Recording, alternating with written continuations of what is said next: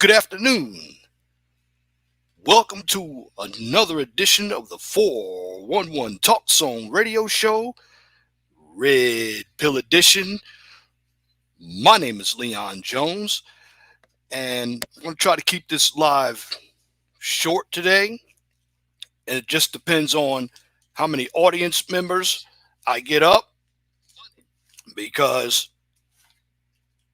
it is Sunday and I was supposed to do this live on a Friday. Good afternoon, Celine. Welcome. Glad you found your way to this live stream today. But going back, I was supposed to do this live stream on Friday. Salute to you, Cybertosin. I couldn't get it in on Friday, and the reason why, because everybody was looking for Little Big Nate to come up on Friday. Now, generally, I have all of my live streams on Fridays. I will continue to run them on Fridays. I was supposed to do it again yesterday because I moved it to Saturday. Thought Nate was going to be up. So that didn't happen. So I decided to move it today. Here Sunday. Yes. So I moved it basically 2 days. My live streams will take place for the most part on Fridays. Now, if something changes, I want you all to look at my community tab. That's where I will post all of my information regarding my live streams. And again, I did send the link out to some people for them to get on the panel. In fact, the link to get on the panel is also up. Now, what I'm going to be talking about today. Good afternoon, antisocial socialite. I'm going to talk a little bit about religion. I know Teapot started to talk about it. I've talked about it a long time ago. It is Sunday. And the religion that I'm going to get into is what's going on in the black church. Is there money to be made? And I want everybody to look at the poll that I put up. Is religion a business? Had to change everything around with the poll question because it looked a little ambiguous the way I worded it. So I know a lot of us on Sundays go to church. I don't go to church. I haven't been to a real church service since 1989. I stopped going to church because church wasn't for men. Now, again, here on this channel, this is not a talk about black women session. I'm not going to do that. I'm going to talk about educational topics. You talking about a safe space? This is a safe space. There's no beefing on this channel. I like to hear opinions. Make sure you back your opinions up. Do not give me emotional responses. That's not allowed here on my channel. You can go to other people's channels for that. But getting to church, I am a believer of God. God does a lot of things. But don't expect God to move you based on materialism. The problem with us is too many of us believe in materialism. Got my first person up. Action potential. What's going on, bro? Good morning. I don't know if you remember me from I think we were on Aunt T's panel. Certainly, I remember you. Yeah, I was trying to do my best to kind of get away from that negativity. I even said some things about you, not Oh, knowing you, oh, and that's okay, I bro. apologize. Hey, man, we're I we're think we're men. We're men, bro. for whatever reason we just in a social climate where we're not expressing the best of ourselves. But I want to make sure that I don't rant because I enjoy this conversation in the direction you're going. So Right. let you cue me in. Hey, and I'd like to say good afternoon to you, brother, here on my channel, and I've watched other channels. It's not going to be any of that here on my channel, okay? I don't beef. I'll do a little bit more mature style. Yes, sir. Beefing doesn't get along. In fact, the bottom line is I want us to learn from one another, okay? Yes, I'm sir. not perfect. Nobody is perfect. I am not the God Almighty. There's only one God here. And you're talking about a safe space. I'm not going to allow the riffraff on my channel, any of that loud talking, because I've heard it over the weekend, and it I've it been just tuned out. Pardon my interruption, but luckily I've been tuned out. And I do want to openly and honestly express something that I've encountered yes, in sir. relation to the things that you're discussing. Yes, sir. And I'm gonna talk a little bit about religion today because Yeah. and If you I could might go ahead and add in certainly. the first thing that you brought up to really put the fork in the meat. We knew during the Bush administration through the evangelical push Yes, sir. that there was a profiteering of the gospel, so to say. I can't Yes, sir. remember the prosperity gospel. I think that it was kind of coined. I was in my early 20s during that time, sir. And I saw it. I saw the way government, they flooded um, certain Christian organizations Yes, sir. in the early 2000s. That's true. They made a lot of money from profiteering off war as well. And you can also see a Christian, a subtle Christian ideology narrative within the Iraq and Afghanistan war. And it was used to ignite people spiritually. They use it as a rallying call, and they use it to rob that nation, Iraq. And they use religion to do it, sir. Yes, sir. And you brought a good point. Action potential. I got something that I'm going to share about the black church here. I'm going to see if you all can see it. I was supposed to do this on Friday. Somebody else grabbed it before I did, but Mm. I'm actually gonna put my spin on it. I don't know if anybody could see it. I don't know. I'm still, like I said, I'm still brand new to StreamYards myself, so you definitely forgive me. Let me add that to the stream. This is about of course, we're African American, so this is about the black church, okay?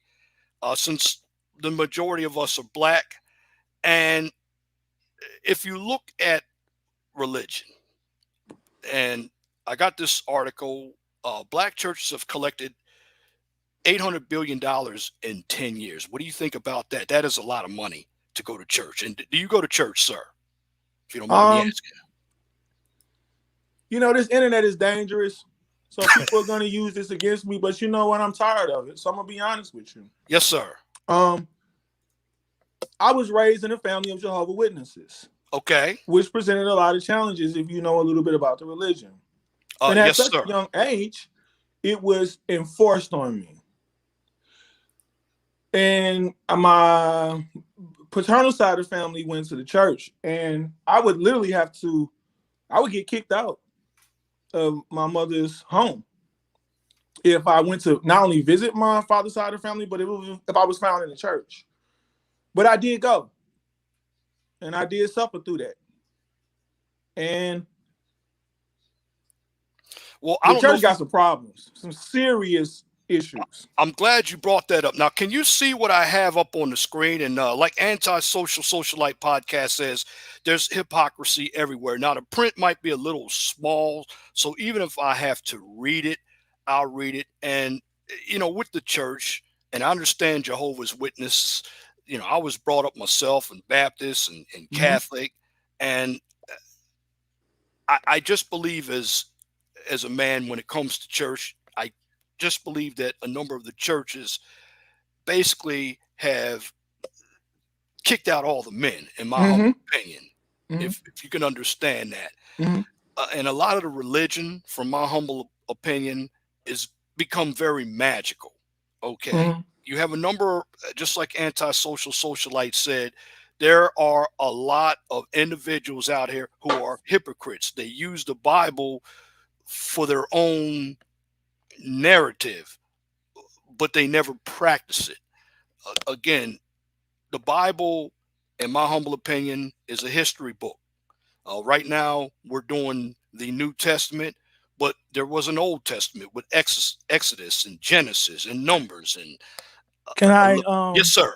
intervene? And that's interesting that you bring up. And yes, because religion is left for interpretation. There are parables. And a problem that I have is people take it literal, whether anyone likes it or not. Um, we know carbon dating, and we understand. I don't know if you do. No offense when I say that. We are still Yes, sir. working on communication. The Council of Nicaea 325 AD, the Council of Antioch, and the epistemology. We have to really understand that there's things in the Bible that are untrue and they're mistranslated, and we can't find uh, skeletons of a lot of the uh, characters of the Bible. And when you question these things, you'll be silenced. So as you grow, as a child, they indoctrinate you.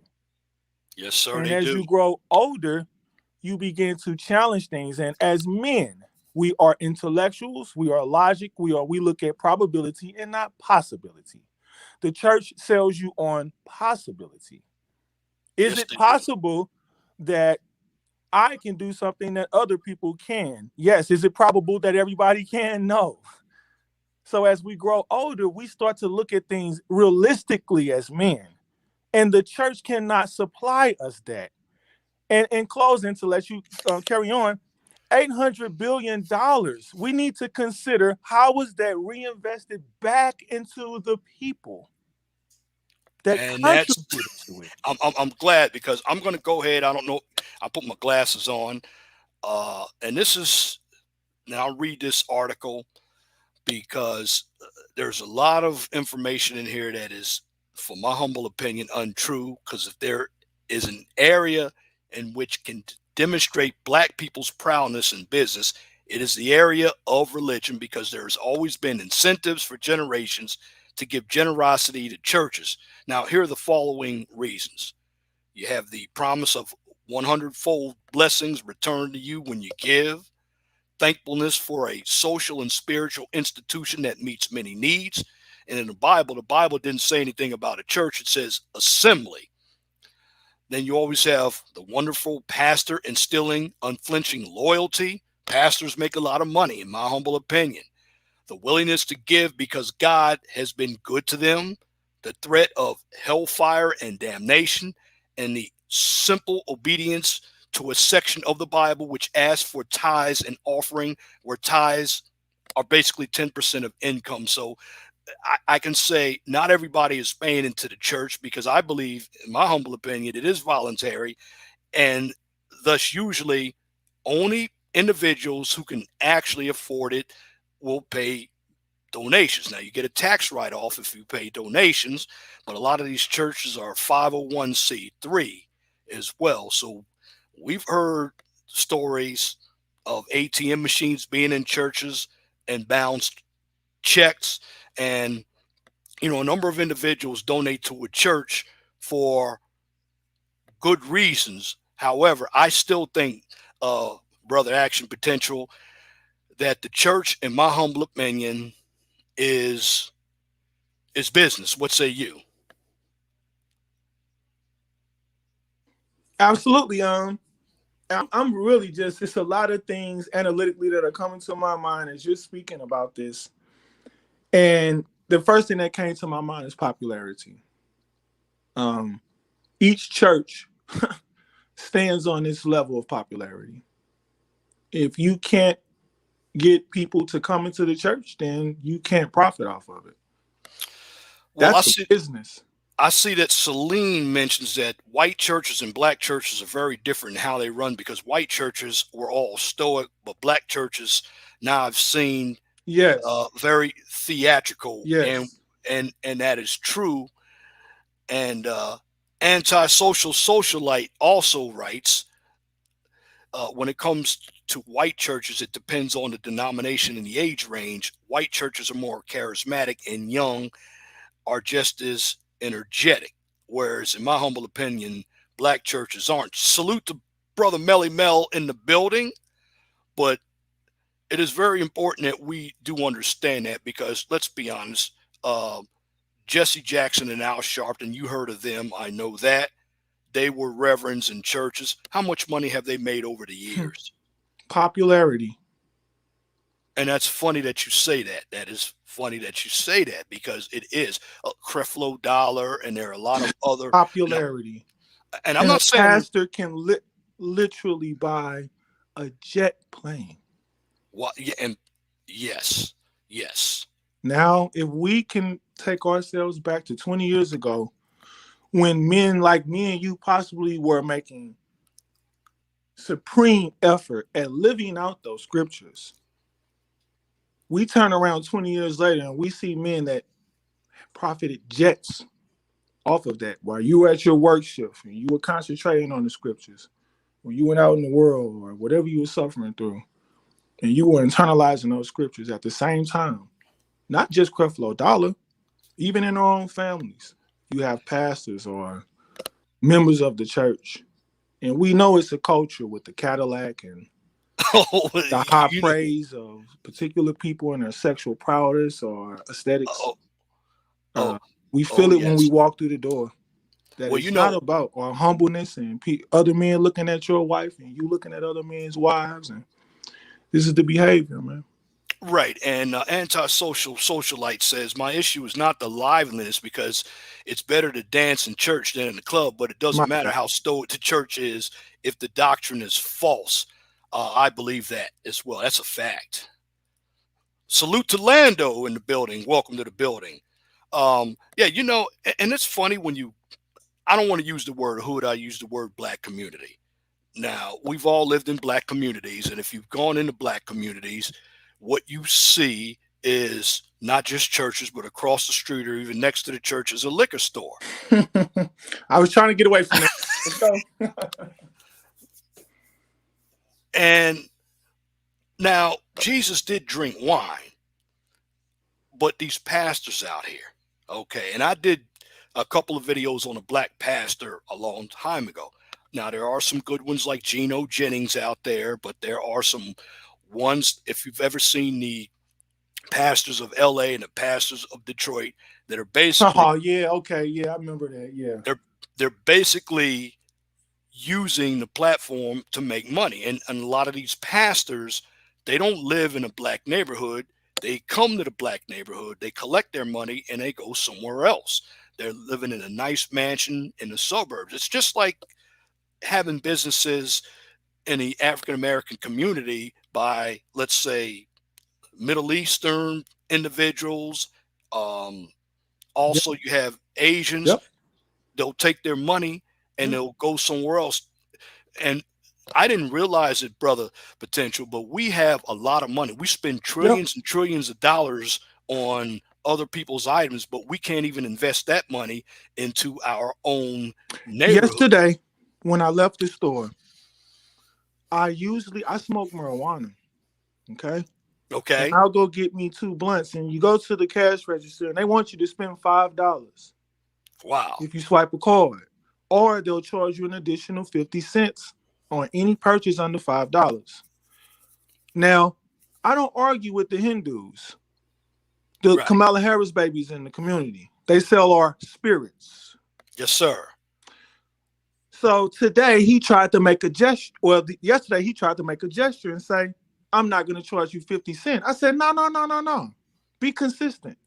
You are here to rob my community. Make sure your children get all the way through college. The economy is collapsing. So enjoy while the party is still going on. The party's almost over. No, charge me. I got And it. it and it looks like It's 50 black cents. I got way more than that. I'm prepared. and Charge me. and I'm glad you brought that up because if we look at the African American community, how come the churches are the only ones that are making money? And then again, where's that money going? It's going to the churches. I mean, The liquor the, stores, the gas stations, uh, they're cooking the chicken in the liquor store, and you can get that on your food stamps now too. Yeah. well, most of the time, and this is another comment, black Christians much of the time Not all, of course, will talk about homosexuality is wrong, but won't address the out of wedlock births, which is a much bigger issue. Um, well, I will say Uh, that. Well, and another thing they don't address the order of things: God, man, woman, and child. That's why, in our race of people, we don't have families. Now, again, Homosexuals took over the church. that's a fact as well.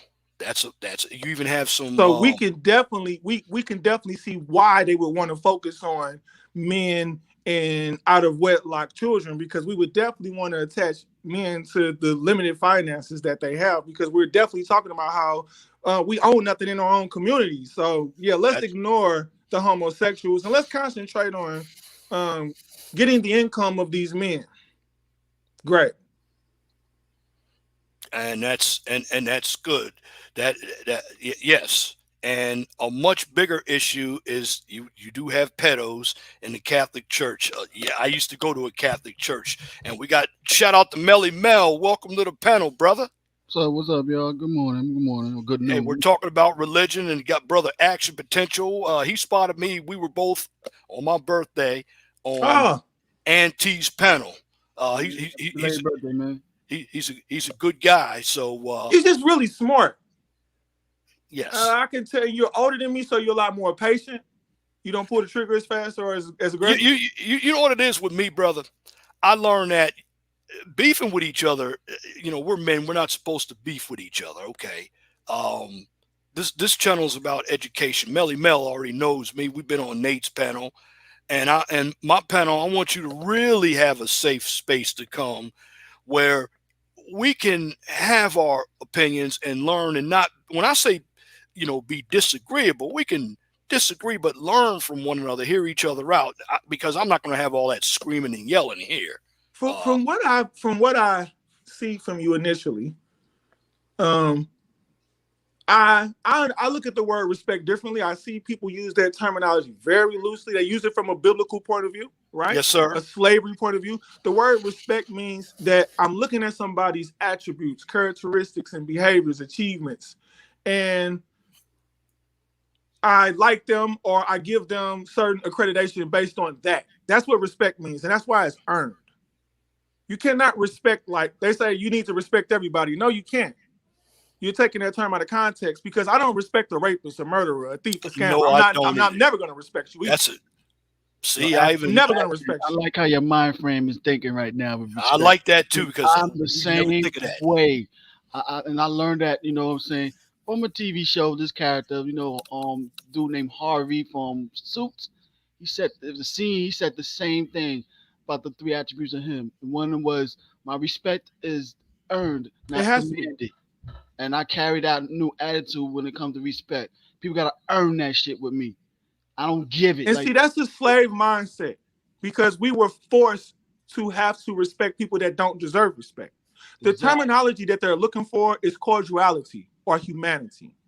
That I give to any and everybody, even the worstest person.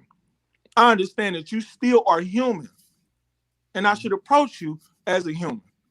And I understand that at times, even if I get a little bit rattled by things people say, to remain cordial, at least be approachable and able to speak to somebody. Absolutely. Yep. Absolutely. And that's why I like having uh cool and calmer heads on this panel, because look, as men, we have to learn to talk with one another, because there are a lot of ideas floating out here, and also we have to be accountable too for our actions. If I'm wrong Yeah, about something, and I fail on some, yeah. it's okay. And I just want you all to know, and brother Mel knows because he's been on my panels too. If we're not going to always be right, okay? We're not. Somebody else is going to come down there, and they're gonna see something that we don't see, and that's okay. And I do have a poll up there just for you all to know: is religion a business? Now, I do believe it's a business, and um, in Islam, sex outside of marriage is a problem. I wanted to say something and I'm being contentious, but I want you to navigate me so that we keep cooler lids. Certainly, We bro. were talking about the lady said something in reference to homosexuality not being an issue, and out of wedlock birth being an issue. And I see women intentionally doing that. And see, the church really pushes men to attach themselves to marriage. And I think that a lot of people don't understand the origins of marriage, the rules, the concept. It's become very commercial. And what you're doing is you're putting men in a compromising position. We're in churches where homosexuals are running the church, the deacons and the choir guys and all that. And then you're telling the heterosexual men, who we have a lot to deal with right now in the workplace and economically, to Yes, be we do. responsible for another human being. Let's not worry about the homosexuals and leadership in the church, which really makes me not want to be in there, and female pastors. And I need to be focused on marrying women and having children. In other words, putting myself in an economic disadvantaged situation while the structure around me is disorganized. Now, do you believe in paying tithes to a church? I mean, they say No. 10%. Um, Shout out to Hood Conservative Culture. Welcome to the chat. Uh, I don't know those ties. It says 10%, but in the past, if we're looking at the Old Testament, does it not say that ties are uh, not cash oriented? It was based on livestock. You had a civilization called the Levites out there. And you mentioned the Council of Nicaea. The Council of Nicaea is one that actually started this so-called man-made religion. In fact, a lot of the holidays that we celebrate right now are pagan holidays, like Thanksgiving and Christmas and Easter. But we still celebrate them. A number of individuals don't know that. Um, in fact, I've thrown the Bible away and wouldn't dare step in any kind of holy temple. Some people wouldn't, uh, and I don't see too many women saying that. But for the most part, you do have a number of them who are still going to church.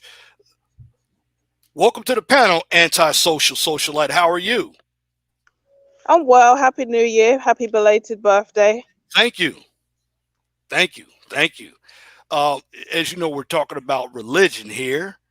Uh, to me, what better day to talk about it? And even I believe it's on the wrong day. If we look in the Old Testament or the Old Bible, however you want to present it, the Sabbath is always on a Saturday, not on a Sunday. So I decided I wanted to do it today because I thought Nate was going to do his panel yesterday, the day before. And shout out to the chat and shout out to the panel here.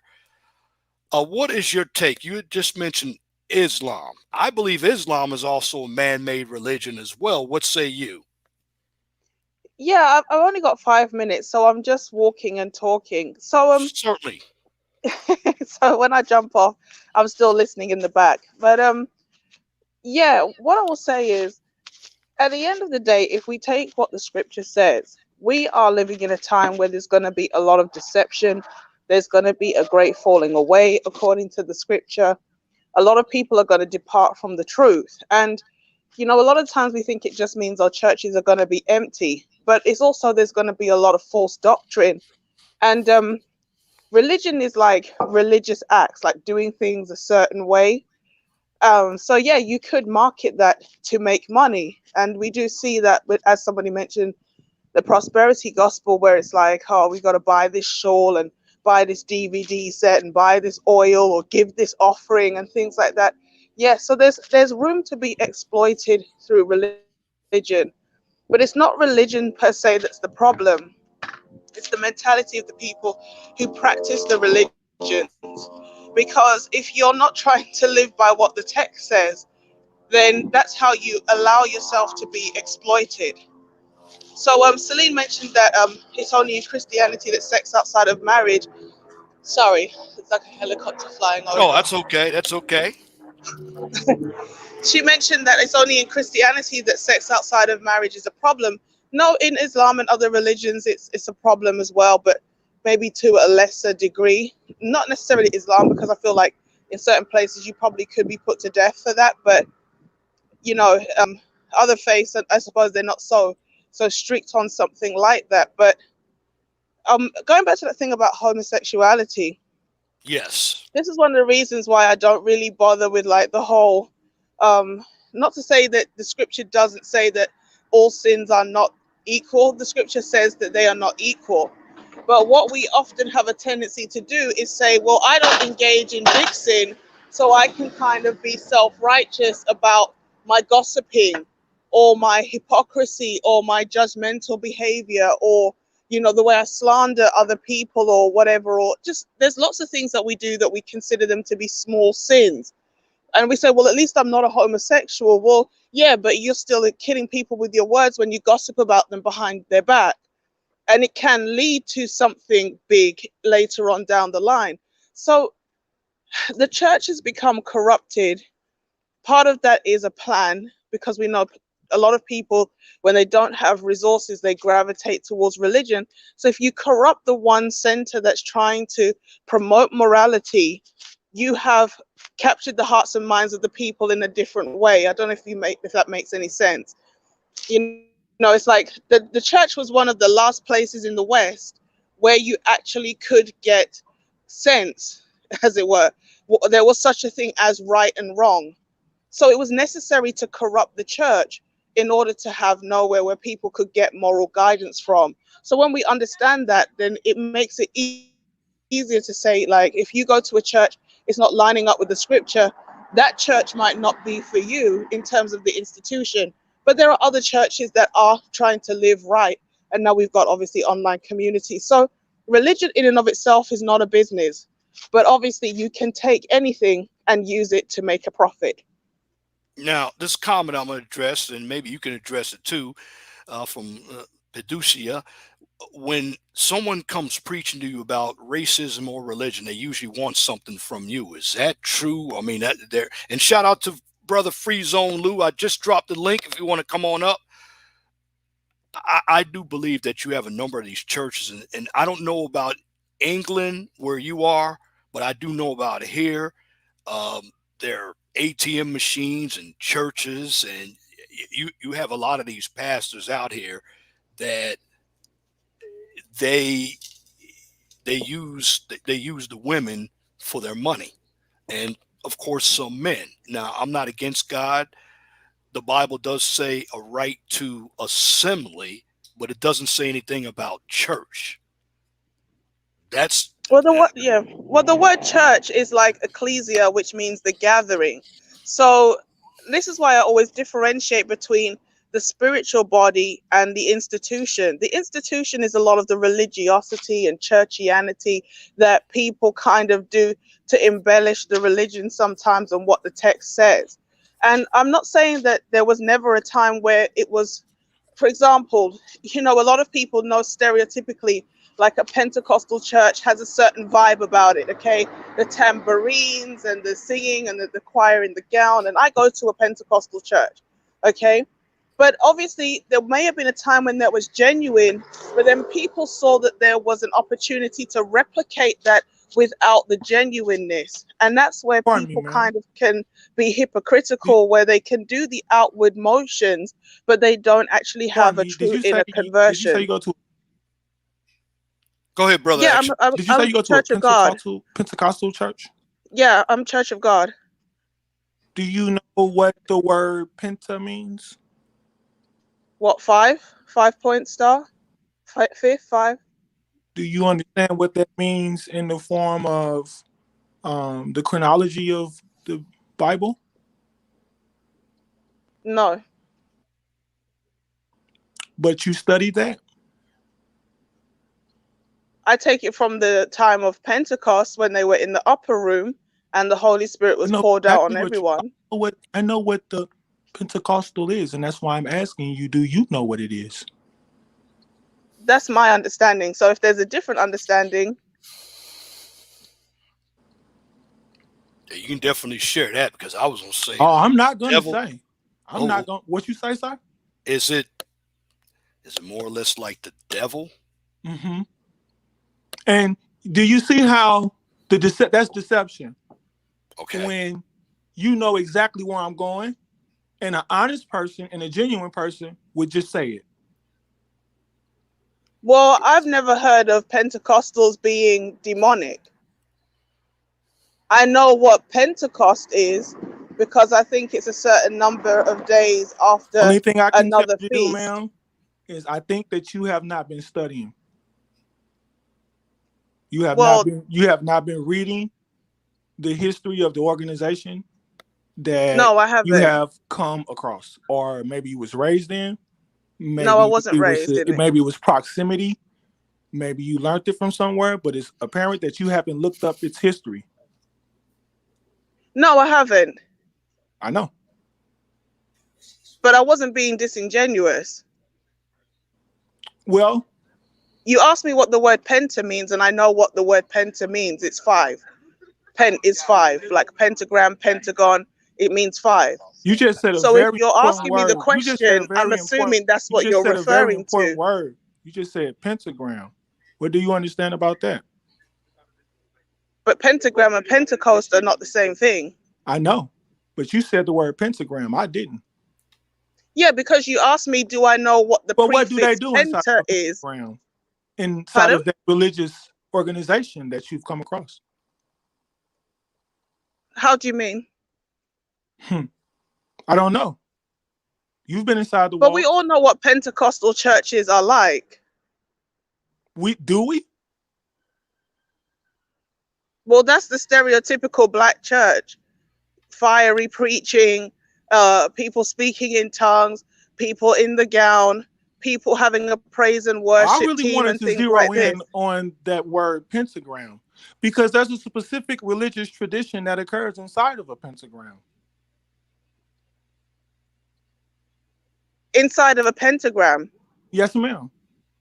It's a Okay, tradition but I inside of don't the see Pentecostal pentagrams at my religion. church. There's a certain behavior that they do in the Pentecostal religion. Your priest gets in the middle of a pentagram. Am I the only one that knows about this? Yeah, you probably are. Yeah, because I've never seen a pentagram at my church. With 5 lit candles at each point. No, never. One We triangle don't even down. burn candles at my church. Well, maybe because you're still a baby and you haven't been behind the corridors. No, I've been in the church for a long time. I've been in my church for a long time, and we don't even burn candles. We never burn candles for anything. Now I know action potential. We don't burn them in our homes, and we don't burn them at the church, and we don't have them in the church. I know when I see that 5-point star with candles burning, that is a sense of and I'm just using it's summoning demonic spirits. Demonic. So we all know in the occult, yes, they burn candles. And so what happens is, sir, and I think, what is your name again, sir? Oh, my name is Leon. Leon. See, what happens inside is they start summoning spirits. And this is why you see the speaking in tongue and out-of-body behaviors. Now, is that like a like a holiness church? No, he's talking about the occult. He's talking about people who practice witchcraft. I'm talking about Pentecostal tradition. Okay, well, you went to I didn't go some to anything. Poco revivalist or something like this. Not only have I studied it thoroughly, there's things that I'm a part of that understands exactly this Christian practice. They don't do this inside of Lutheran churches now, do they? Yes, see, I bought this topic up because well, we're going to have different opinions on religion. You know, I'll bring this up because I know with African Americans, we're not supposed to discuss religion and politics. I disagree with that. We need to discuss it because I understand the symbols. You know, the pentagram with the yes. I guess I'm going to say the little every Christian religion has a different format in which they practice Christianity. Well, do you know some of these, some of what you're preaching too? And I'm just going to say this. I did a video on it 5 years ago. You know, you look at tarot cards and you look at, what is that? Ouija boards. Astrology readings. Now, I did a video on that a long time ago, and I I got a lot of pushback from that. How but it is. You're seeing these type of behaviors pop up on YouTube, Facebook, Instagram. There. Well, yes, you are. There are even people who call themselves Christian witches, and I've addressed that already in a video. Yeah, But that doesn't mean to say that that's because interesting somebody that you says brought up I believe another in term. Wicca and the Bible, that I'm a Christ, that I can be a person who worships Satan and reads satanic Bibles and also does tarot and also reads my Bible. And of course, there are organizations where to join you have to believe in a deity, but ultimately, you're looking at the architect, and we all know who that is. That's ultimately the light bearer. Okay, but you have to believe in a deity, and it's an ecumenical movement, so you have to believe in something before you join. I got my boy Freeze on action potential. He says you're taking it personal. A lot of people say that. I'm an orator, so okay. I speak deeply, passionately. Right. I used to write poetry, music. I've done stage performance. I don't think he's taking it personal, but I think it's a thing where you assume that the way I come off is very firm. I'm also a military veteran. I'm a military veteran too. I did 17 years in the Navy. I'm sorry. Yeah, go ahead, bro. I've had to lead. So when you've been in strong leadership positions, you have a strong personality. Some people. Oh yeah, definitely. I understand that, but you're trying to put something on me that I haven't experienced. And I'm extremely knowledgeable about certain things, and I will peel back layers to see how much an individual knows. I'm very challenging, competitive. Well, that's where you teach, because I'm only using common sense. I don't know. You're picking up exactly on where I'm going, and it's not to be offensive. No, it's to see how sharp, how thorough, precise, and intelligent you are. And if not, I'm going to come off a certain type of way. And certain people can't handle that. It made me for a great soldier, but not a great civilian. Right. And I know Celine says the church used to be a place of separation and a place of growing. It wasn't meant to be a place that was a free-for-all. That's true, in my humble opinion. What say you, Brother Action Potential and Brother Mel? Because I like everybody to get in on this conversation. Because like I said, when it comes to religion, I don't know everything about it either. So I have to navigate myself with it by way of common sense. I have to be honest. Not only my global travels, I was going to give Mel a chance to speak, but not only my global travels, but I come from a family of thorough readers. My grandfather would not allow us to watch what he called the ignorant box, the television.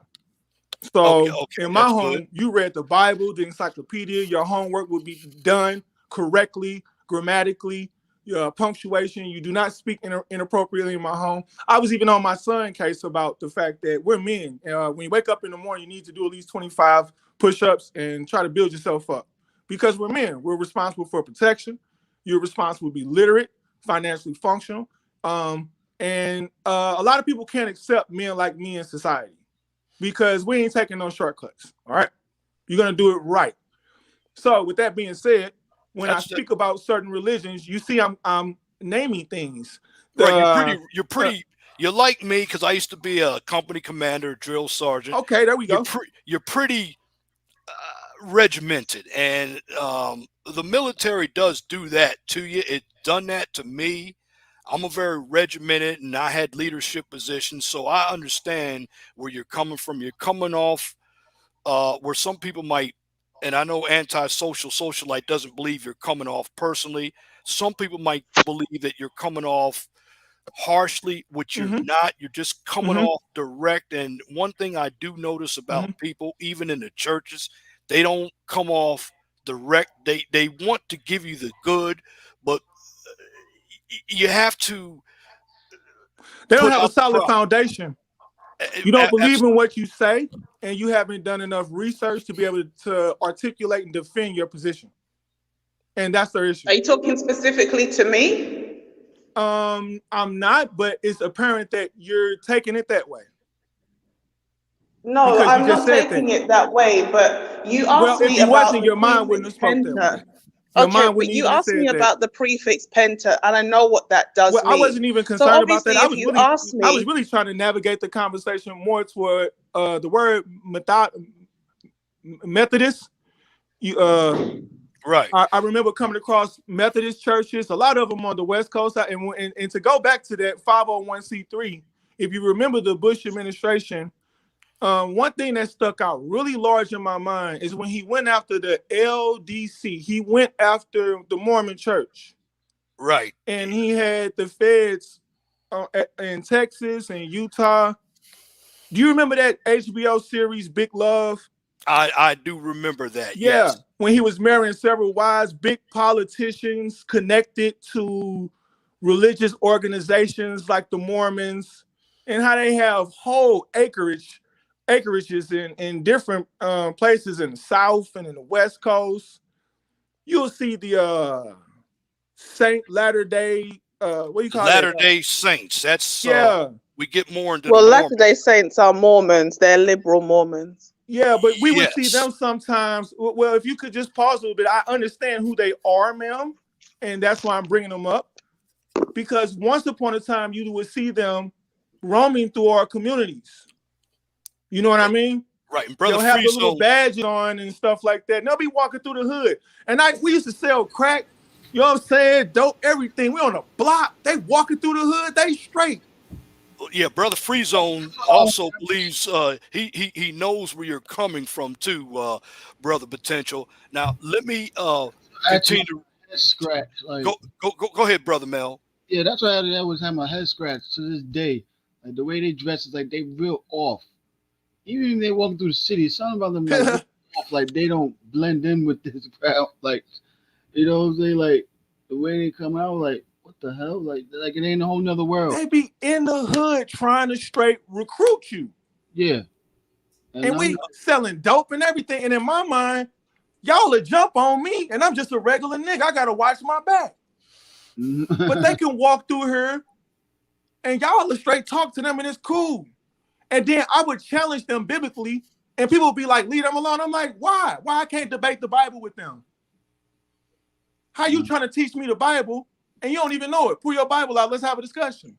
Well, I'm glad you brought up that. What do you and we might be getting off a little bit, but it goes where it goes. What do you think about these Hebrew Israelites in the streets? I mean, I have gone to school and lived in big cities, and a number of them have their way of thinking as well. Is it on me? Yeah. They are far too aggressive. they are. They are. You know what? I will say this, okay?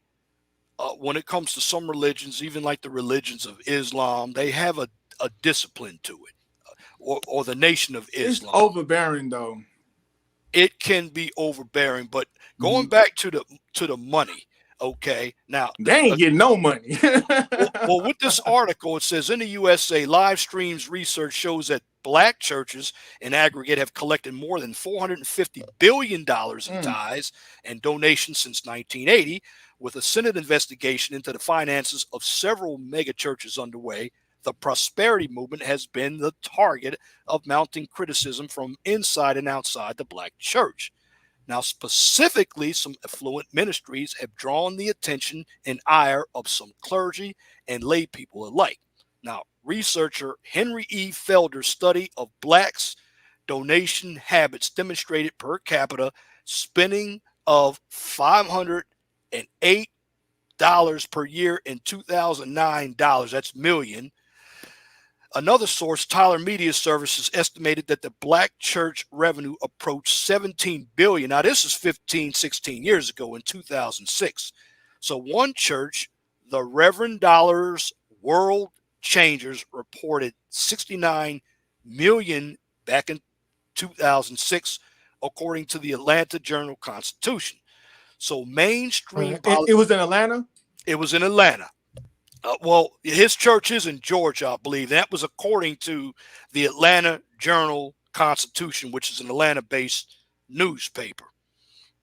And it says mainstream politicians and black community leaders are demanding a better accounting of the ROI, which is return on investment, offered by churches to the communities that fund them. Meanwhile, legions of faithful churchgoers defend their pastors and accuse their detractors of applying a double standard that ignores the largesse of wealthy white televangelists while underplaying the economic development and social service functions provided by the black church. So the church has gotten caught up in materialism and greed, a lifestyle many ministers today want to live like celebrities. They want to be treated like celebrities. In other words, instead of the church standing with the community, the church has become self-serving. It is strayed away from its mission, according to Dr. Love Henry Welch, professor of church history at the Interdenominational Theological Center of Atlanta. Now, I always believe that, shout out to you, brother, prophet of thought. I'm doing something you did, brother. You may want to come up on a panel and get on this topic because you did it. I was going to do it. I'm just putting my spin on it. But there's a lot of money made in the black churches. But are the black churches? This is where I want to stay. What was that guy's name in Atlanta? The pastor.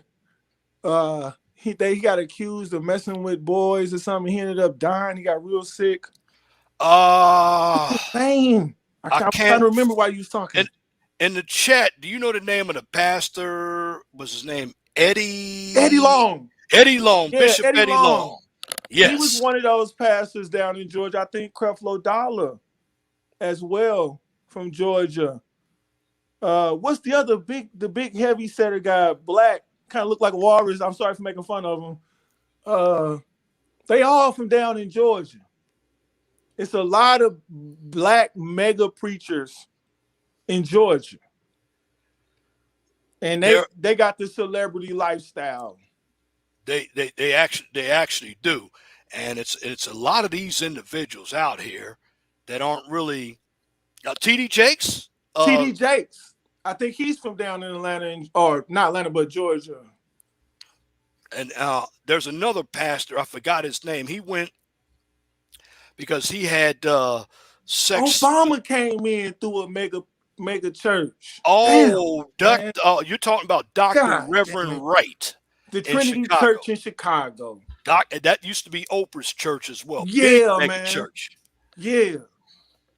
Big mega church. And like I said, a lot of us grew up in church. And I'm, listen, for you individuals out there who go to church, what we're doing, we're trying to get you to see what's going on within the churches. You have to be careful of what type of church you should pick. And also, you see, pastors. They got something going on. We didn't know nothing about that pastor until they put him on the news.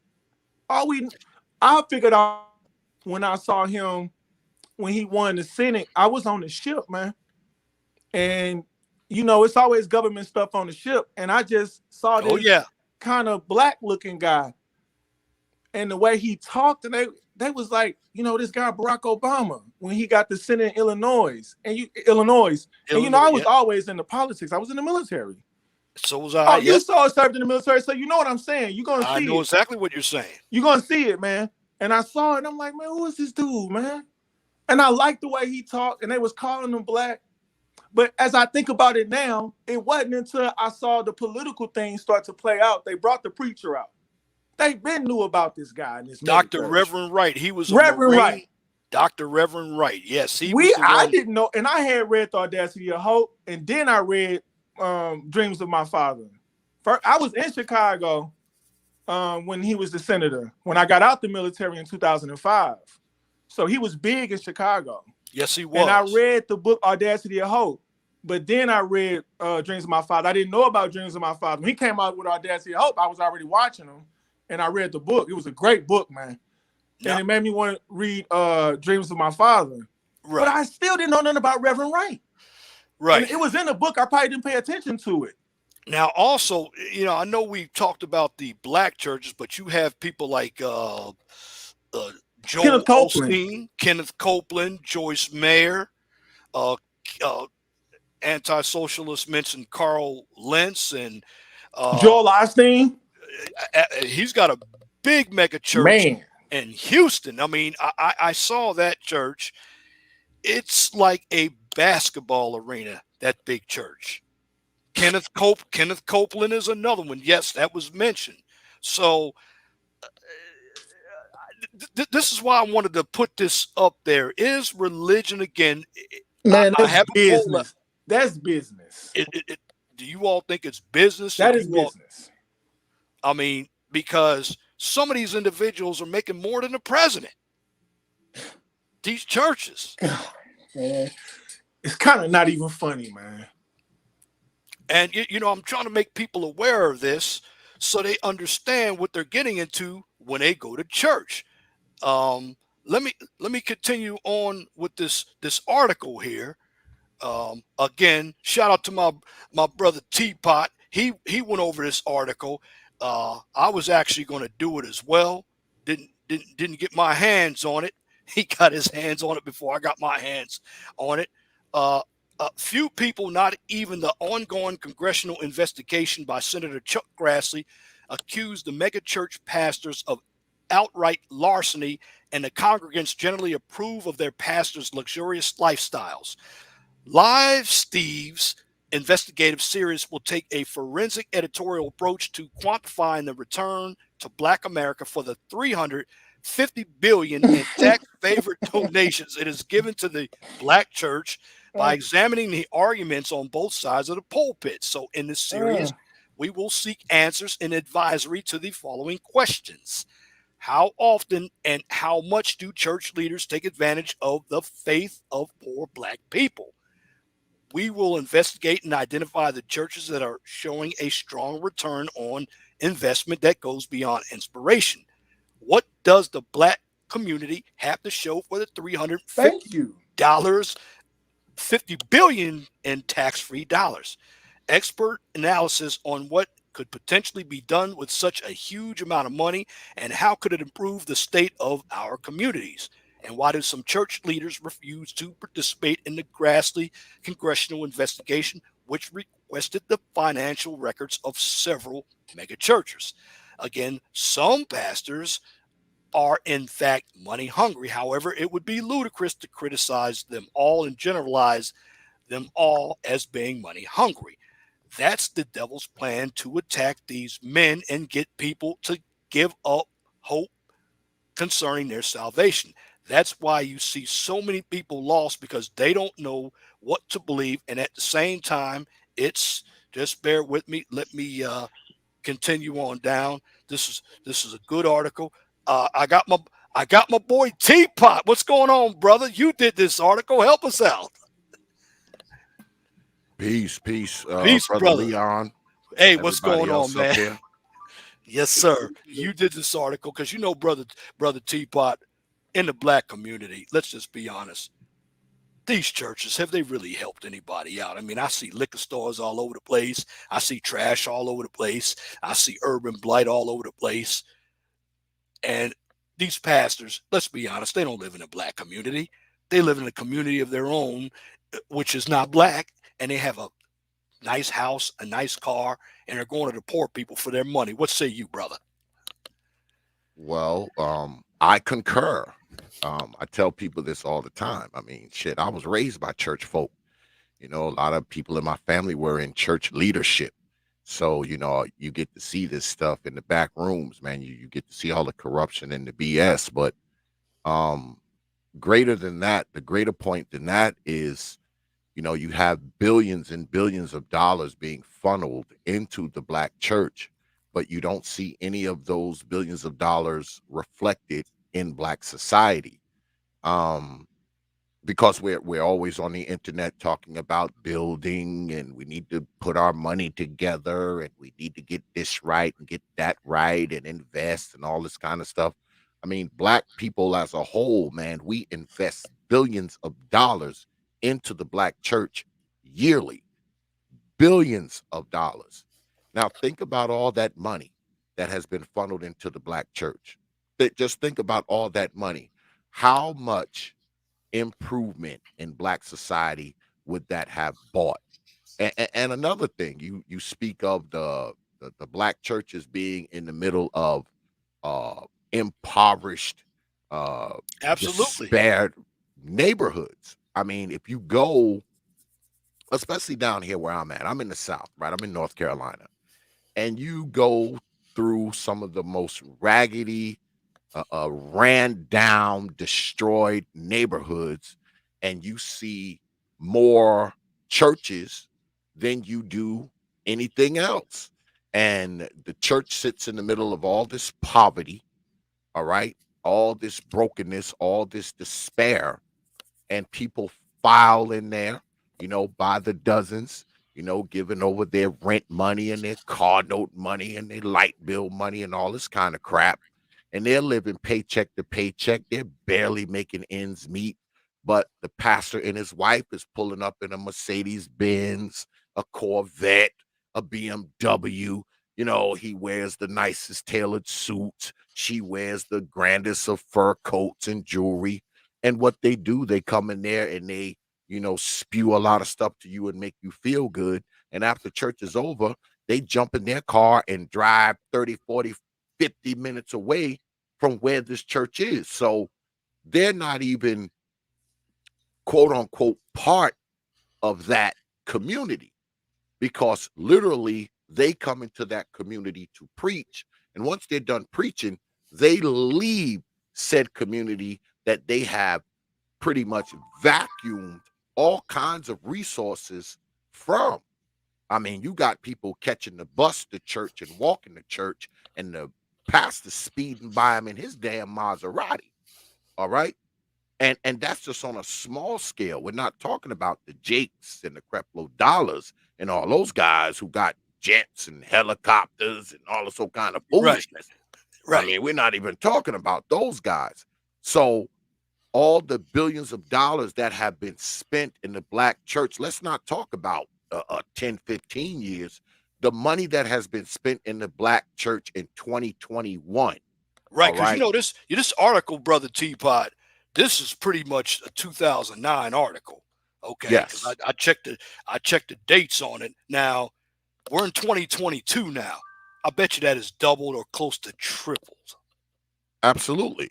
Do you know that the money that's spent in black churches, there's enough money spent yearly to send 1 million people to college, feed every homeless black person, put them all in a house, give I don't know how many brothers jobs, how many brothers could be defended, on cases that's kind of shoddy and trumped up. I mean, the list goes on and on. The amount of things that could have been bought, for black people.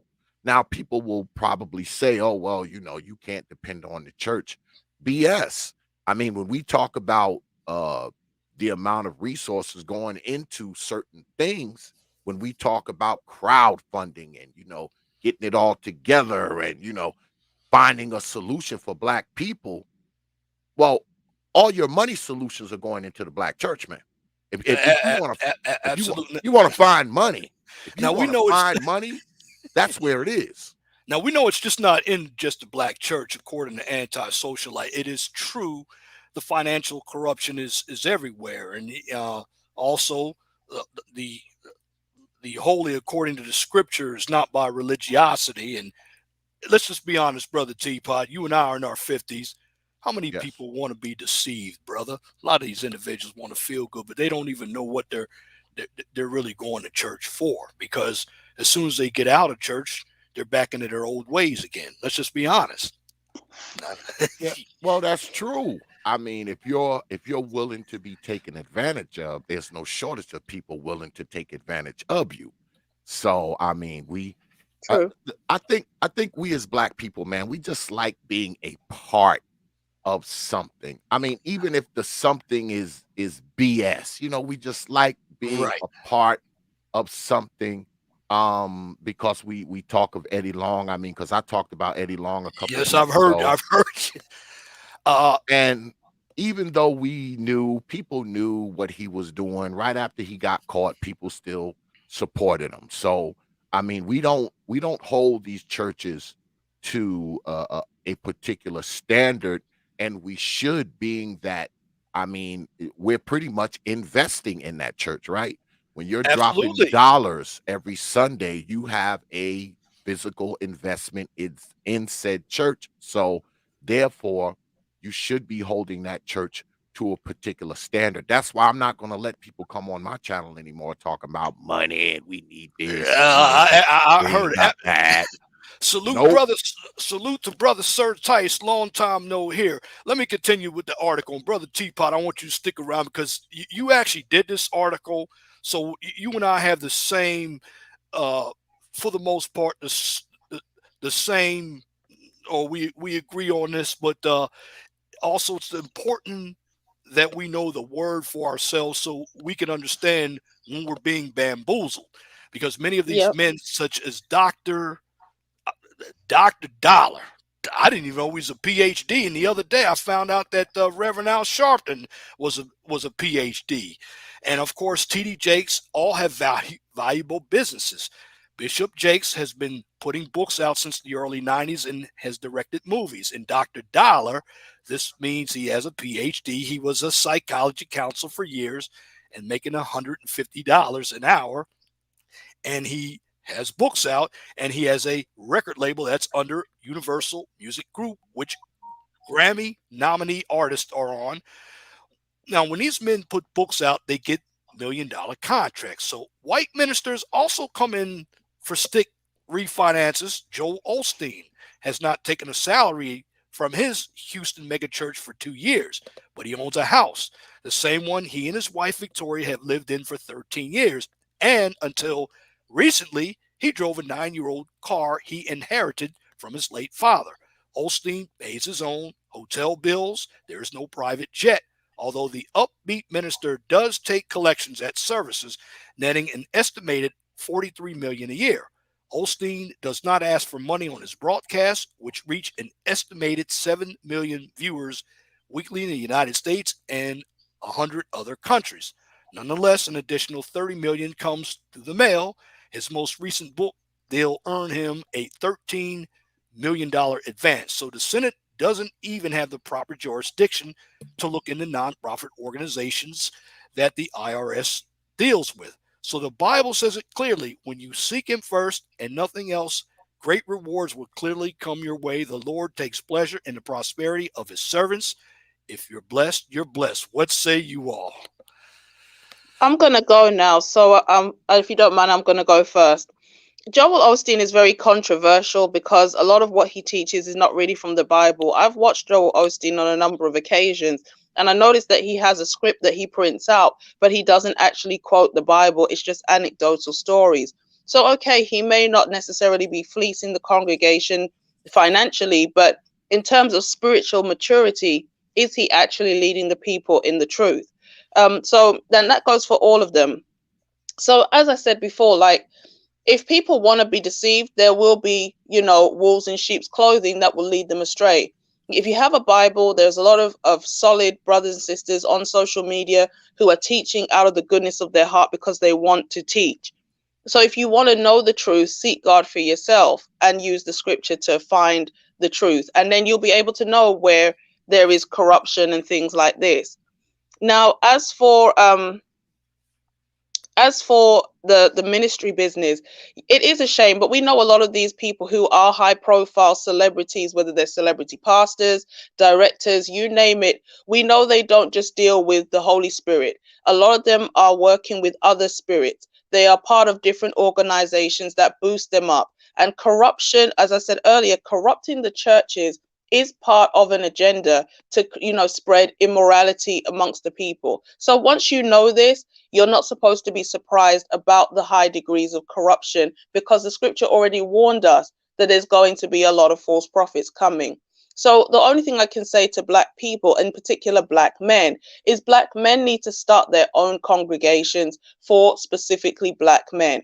Because until black men separate from all of these kind of gynocratic institutions and ways of operating, they cannot thrive, because the churches are obviously going to continue to cater to women because it is profitable. Okay, so I said this on I wasn't on the panel, but I was in the chat. The conversation came up again about these churches. And I said, well, men just need to start their own church. If you guys can't find churches that will teach the truth and they will actually give men solid advice and guidance so that they, even if they don't have fathers in the home, they can go to the church and find men of faith who are preaching the truth, not to, seduce women and whatever, get an offering, but because they actually care about the salvation of men, then brothers need to unite and create their own congregations. So I really appreciate you for having me on the panel. I hope everyone has the rest of their Sunday. And yeah, that's all I have. Everybody take care. And once again, happy belated birthday, 411. Yeah.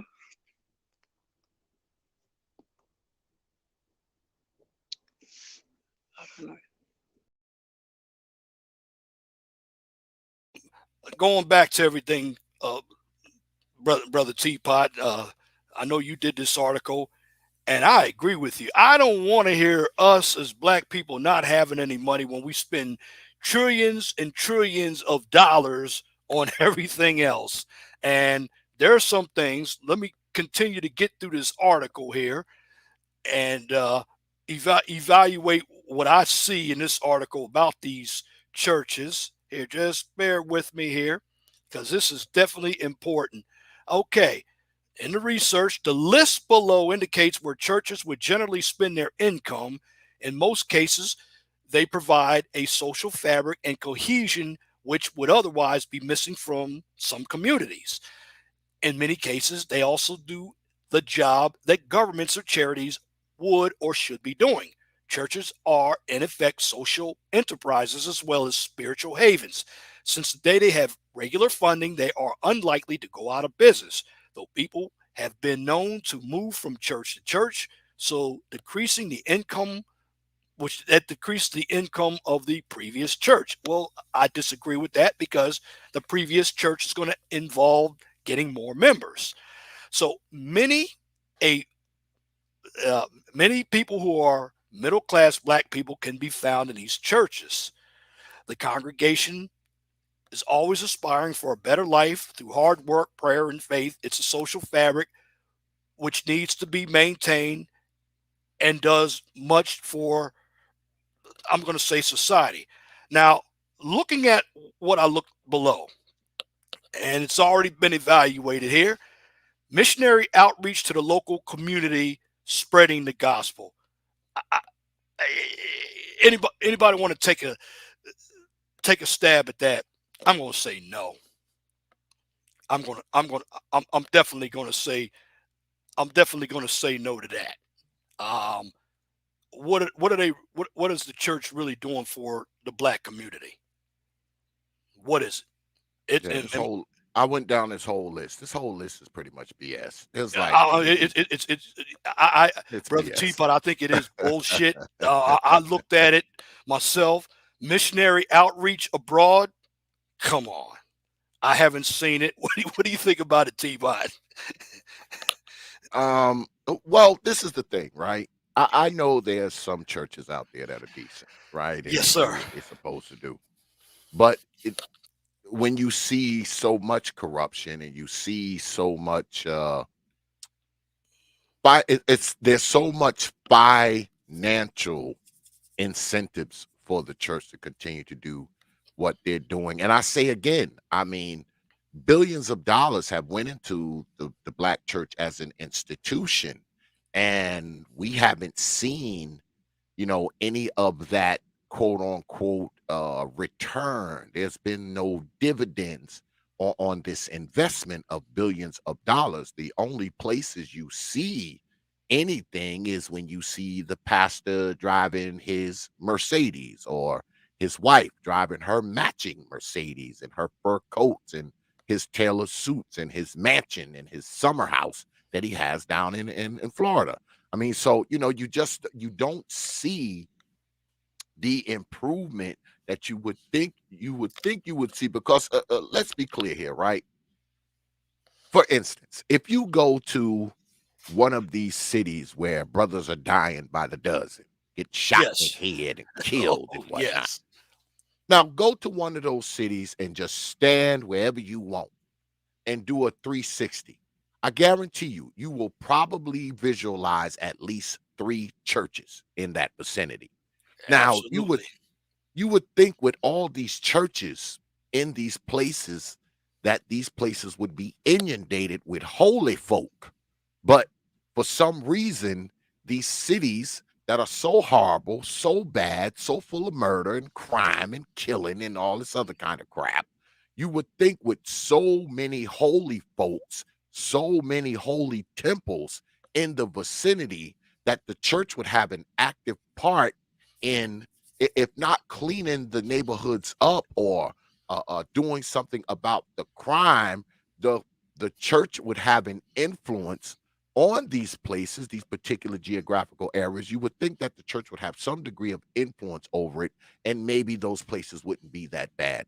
But that's not the case, because you got people dying right in front of the church house steps. You got people dying right across the street from the church. You got people dying wherever those churches are. You got more people getting killed than a little bit.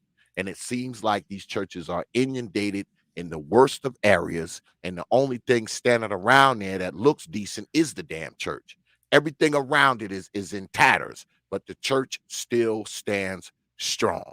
And I think that's the problem. And I think the reason why we don't care about any of that, because we see the church as this symbol of something, even though that particular something the church hasn't delivered on, man.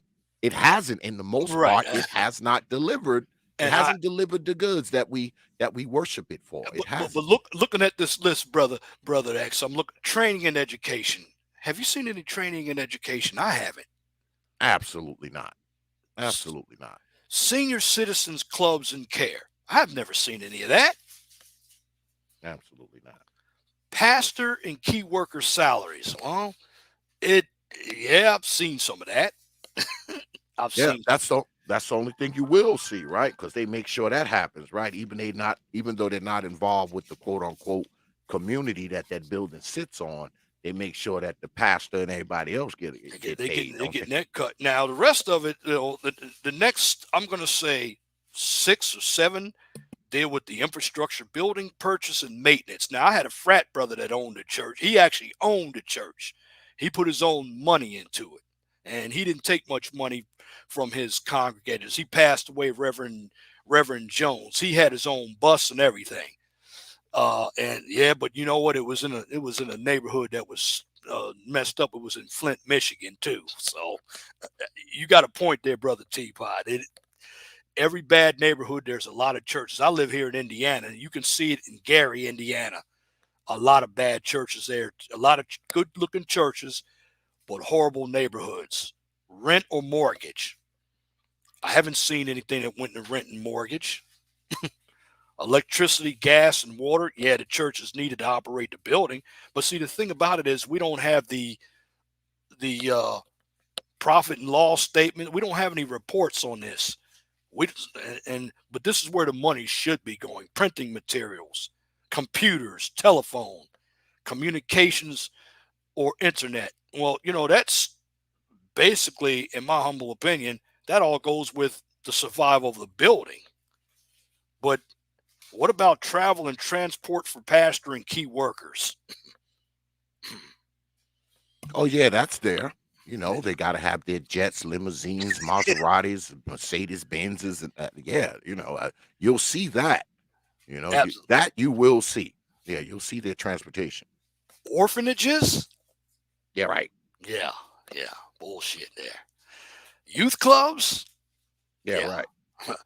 Youth training and mentoring schemes? No. Yeah, right. Told you this list is BS, man. I'm looking at Bible study and what is it? Reading clubs. I haven't seen anything in that. I know the list goes on a little further. Let me just bear with me, because there's a lot of stuff that we don't understand when it comes to this nonsense here. Wow, there's a heck of a lot more to it than what I thought. Okay. Dealing with alcoholics. I haven't seen that at all. Dealing with alcoholics? No, I haven't seen that. Maybe the pastor. Yeah, maybe the pastor. I mean, the pastors. These pastors do have some problems here. Uh, okay. Counseling for families, married couples, and dysfunctional homes. No. God. Can't hold my laughter, man. Shoot. Providing emotional support and moral support prisoners and Yeah. ex-offenders. What? What that said? Providing emotional and moral support for prisoners or ex-offenders. Only in jail. Yeah. Rehabilitate ex-offenders. No. No. Mm, Absolutely not. Provide motivation and life coaching through sermons and conferences. Yeah, they have sermons, but I don't think they're providing life coaching, because if they were, it'd be many more men at these churches. Yeah. Media advertising and PR. Now that they do. They all Yeah, got a website and a Twitter board and a Facebook page and a nice Twitter. too. Yeah, Yeah, I've they got seen it. all that. Now, YouTube page. now, we probably, all of us, are definitely going to laugh at the next one, okay? Strap on your seatbelts. Men's support groups. Ah, What's the first thing in that is men support groups to pander to women and talk against men that speak the real truth. Support group. yeah. Yeah. Well, I know down here where I am, when you talk some of this stuff that's on this list, it is done by churches, but not the black church. It's usually done by the Catholics. You know, the Catholics do a lot of this stuff, not the black church. I'm telling you. Right. No. This one we're dealing, yeah, we kind of went off and included other churches, but we're dealing with the black church. And I'm going to tell you why I also did this topic too.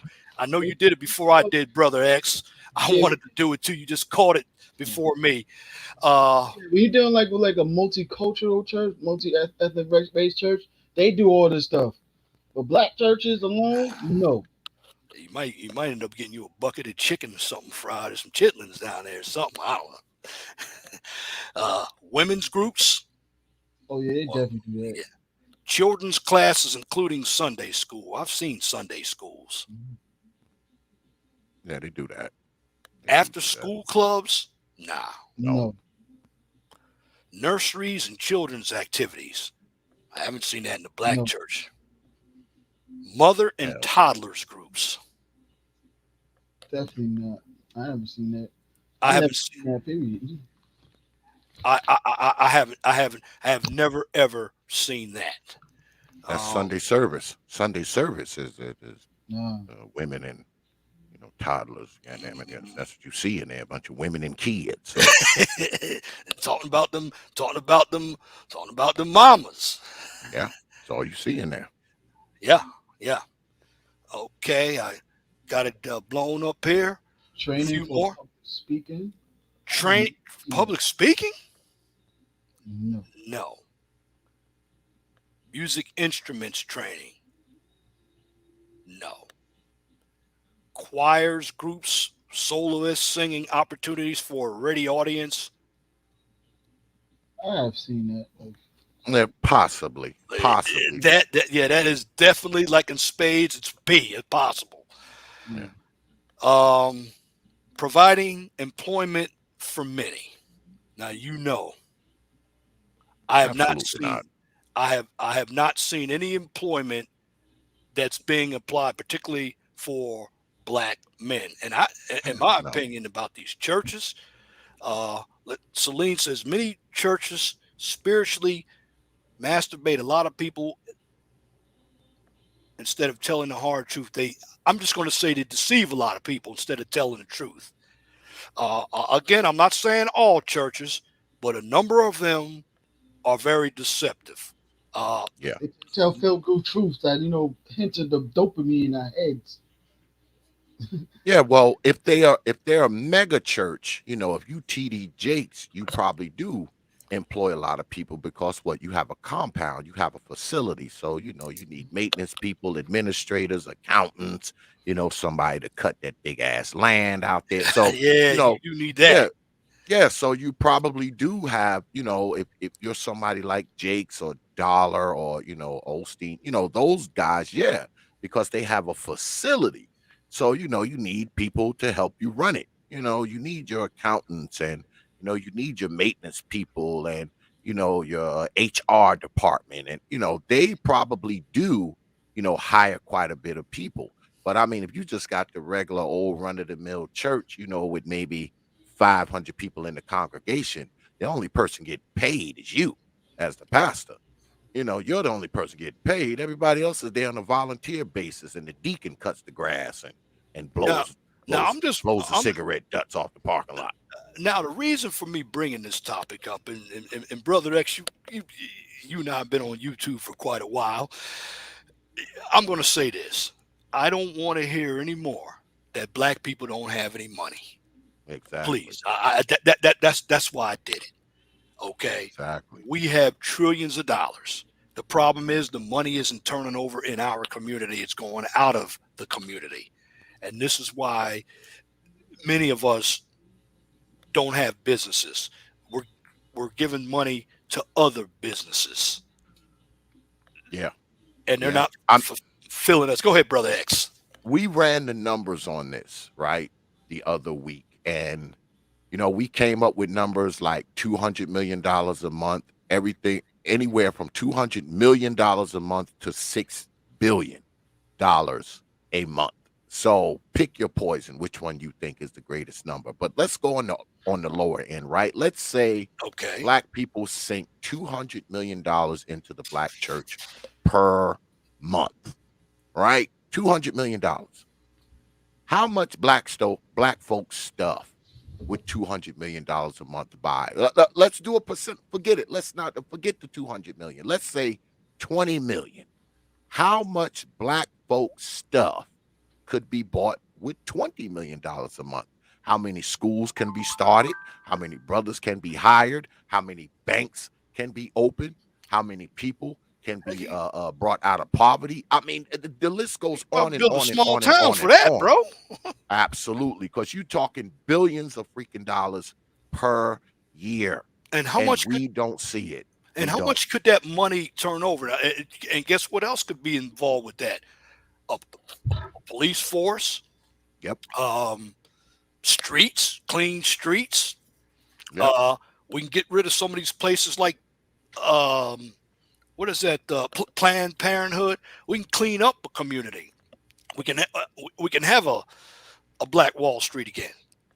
Absolutely. But see, Absolutely. here's We do. The black church. That is Black Wall Street. They are making billions in there. Yeah, that's Black Wall Street. well, you know what else? I didn't bring it up, but I'm going to bring it up in my next. I'm gonna go opposite. Liquor stores in the black community. You might May I interject? yeah, go May I ahead. interject? Can you Go hear me clearly? Because Yes, my phone sir. is a little choppy.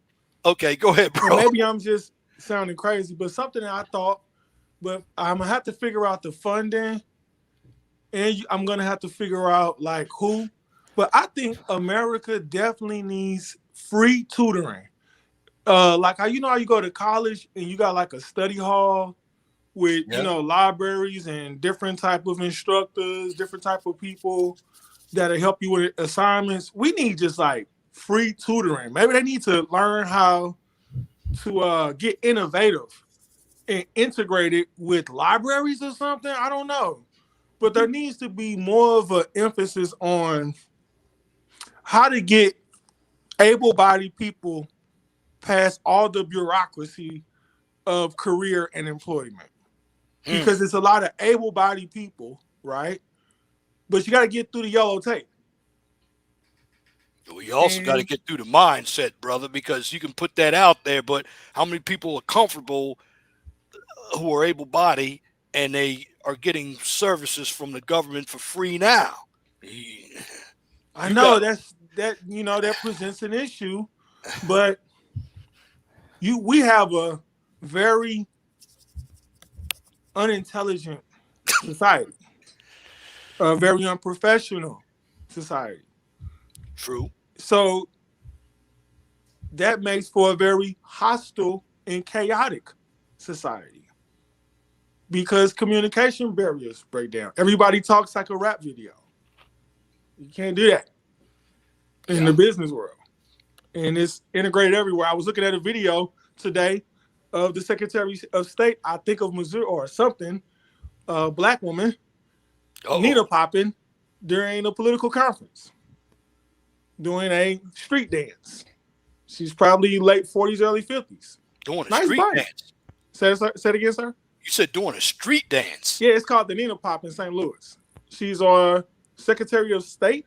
I don't know what I'm not from exactly. St. Louis, so I don't know what goes on out there, but Yeah, it's bad, man. I've heard some things about it. All I can do is just consider the fact we have our first female black mayor. And now we have, and I have to do a little bit more research. You but from St. these late- Louis, aren't you? Yes, sir. Okay. Oh, well, So just imagine what my mind is thinking as she's dancing like Megan Thee Stallion a 40 or during 50 a year old political politician. conference. Sir? A 40 or 50-year-old politician? Yes, sir. Wow. Mhm. Last time me and my wife were near the city, there's a homelessness issue since the coronavirus. It's bad. Wow. Right across the street from City Hall, there's mentally ill men on all type of drugs wandering in the streets. Shout out to Brother Trey. Hey, the link is up if you want to come on the panel, brother. Wow. Now, well, you know what? The same thing. I know Brother X lives down in Charlotte. I live here near Indianapolis. Same thing goes on in Indianapolis, bro, but not as bad. Now, I'm just gonna be honest with you about Indianapolis. Indianapolis is still 60% white, though. Yeah. It is. I got some family in Crown Point. Crown Point. I Yeah. know exactly where Crown Point is. It's in Lake County. Yeah. Just 20 minutes south of Gary, Yeah, Indiana. it's not that far. I used to live in Waukegan, so I used to catch that train all the way down to the Okay, the so South Shore line. you know And exactly. you can go down to South Bend and all that. So you know, You know South Waukegan, Holland and all that. I think it's called- North Chicago. Yeah. Oh yeah. When I was in the Navy, I was stationed at Great Lakes, and I know Yeah. that though. But yeah, so in every area with these churches, even Michigan City, Indiana, has some black churches in some bad areas too. But this question has never been answered. Why are all these churches in bad areas? I never understood that. Same reason why the Chinaman and the beauty supply store is there. Yeah, that's the easiest place to sell hope. That's the easiest place to sell, the thought of a better day. Those are the easiest people because it's easy to be loyal when you're broke, right? I mean, Right. so if you're in a predicament where you enter the church and you listen to the preacher every Sunday and every Wednesday and he's telling you how everything's going to be all right, pray for your husband, pray for your prosperity, pray for all these things that God is going to give you. I mean, who's more susceptible to that? These are the people who don't have it. I mean, you can't tell a woman who's already married to a decent brother to pray for her husband. You can't tell a person who already has a decent career and a decent life and has a decent amount of money. You can't tell them to pray for prosperity. You can't tell these people that. You have to tell the downtrodden. You have to tell Yeah. the poor. You have to tell, people who live in despair and are impoverished, not only physically, but mentally. They are more susceptible to these messages. So, of course, a lot of these churches are in the middle of these people because, see, these people will buy the hope. They're not really looking for results. All they want to be told is, don't worry, it's going to be all right. And they'll listen to that for the next 20 years. They'll go to their grave listening to that. And they'll still be broke until they go to their grave. Yep. And that's another thing right there. Thinking about one of the factors that about multimillionaires, what they always have their mindset is giving wealth, philanthropy, and they have the money and the funds to give that away, but they don't give it on the big regular like that.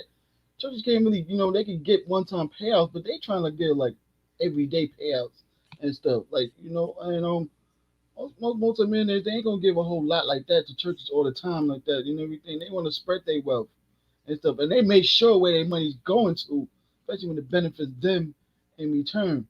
But in poor neighborhoods, just like what I'm saying. As we're saying, like yo, it's just they ain't already in messed up areas mindset. Hope they feel like they're in hell already. So it's like yo, I'm already in hell where they live at. So I need some type of hope to build. You know what I'm saying? I'm willing to pay for it. But you have some. This side of that also too. Think about how it's just like you see you see when a new sneaker comes out, them lines be long as hell. But then they complain about how broke they are, but they find some way, somehow, to get $300-$500 worth of shoes or $1,000 to get one damn purse and stuff, but complain about how much broke they are so much sometimes. Or what I'm saying? You got the energy to manipulate to get money, but you wasted it. And And you know what? You know what's a problem? We say we can't afford anything. Now, I don't own a pair of Jordans. Does anybody own a pair of Jordans? I would never own a pair of Jordans. if I I did, don't. man, I would resell it 3 years in for three I, times more than what I I paid don't even own treat what it do you like a call it? stock. The iPhone 13. But these individuals who live in bad neighborhoods, some of them, okay, they may be working part time. Maybe they may not be working at all. They seem, and it, it it all looks like they have more than me, but in actuality, if you look at the long or projection over 5 to 10 years, they don't. It looks like a lot of them, and our brother X brought it up with the hope. It looks like a number of them live for today. I don't ever hear these. Okay, what's going to happen in the next 3 to 5 years? They're not I gotta, concerned I about. gotta, I gotta get you. I gotta update you, OG. Can Yeah, you allow me to update your system real quick? certainly, 'Cause, certainly. it's We all got two love, man. OGs. But I We hear got you two talking. OGs here. I hear y'all talking. All that be sounding all cute and all that, man. Let me introduce you to reality. The reality is one thing that you already can feel on the thermometer is that automation, UBI, uh, is coming. There's no other way to look at it. All right. Um, you're going to have what's called the useless society because you have at least two generations that don't have a work ethic. Hmm. They weren't educated to amalgamate themselves to the corporate and professional environment. Coronavirus has only exacerbated that issue because now you have those who are degree professionals who can work from home. And now you're seeing corporations shifting the nature of business and the fact that they stampeded the open market. You have a supply chain issue, Hmm. Yeah, we right? do have That you that. should know about, right? Oh yeah. Am I making a lot of sense right now? Oh yeah. There are a lot of You see the shelves trains empty here. being raided. If You, you you see realize, the yeah, trains being raided in LA, if you right? realize, yeah, like You last year see with the strike, Amazon fulfillment centers, more exactly. secretive logistics. This is the way your economy will be built. And if they need you, they'll use you. And if they don't, then you can wander society and play the Hunger Games. Trey says that's But there's not no other happening. reality. Brother Trey says that's not happening in Texas yet. And brother Well, Citizen Lou, I owned plenty of property when I was in the military. So So it's going to be a total class that is incapable, sir, it is.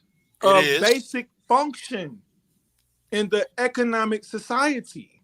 Math, communication, showing up on time, being hygienic, being presentable. And it's going to be hard for corporations and businesses to invest in that type of um, um, employee product that's coming off the line. You say, this is what I got to work with. But you want to know some brother potential that hasn't been mentioned on this panel. And I'm gonna tell you, because this is why I always look at the big picture. Nobody up here mentioned anything about racism or white supremacy. I'm gonna tell you what it really is out here. It's classism. Bingo. Okay, you got, we can utilize race all we want. It's still never going to help us. I mean, at the end of the day, the people at the top, they want to keep their money while controlling everybody else. You mentioned UBI. I think Brother X did it, and I said something about it a few months ago. In Georgia, they were going to give, I believe it was 600 black women for the next 2 years UBI. I think it was $850 for 2 years. And that's already going to start. You can be working. You don't have to be working. You don't even have to tell them where the money is going. And again, this is not about hating black women, but when I read something from Georgia, that's where the information came from. And that's already the start of UBI. Man, look at it this way, man. You know why the upper class is going to survive no matter what situation and everything?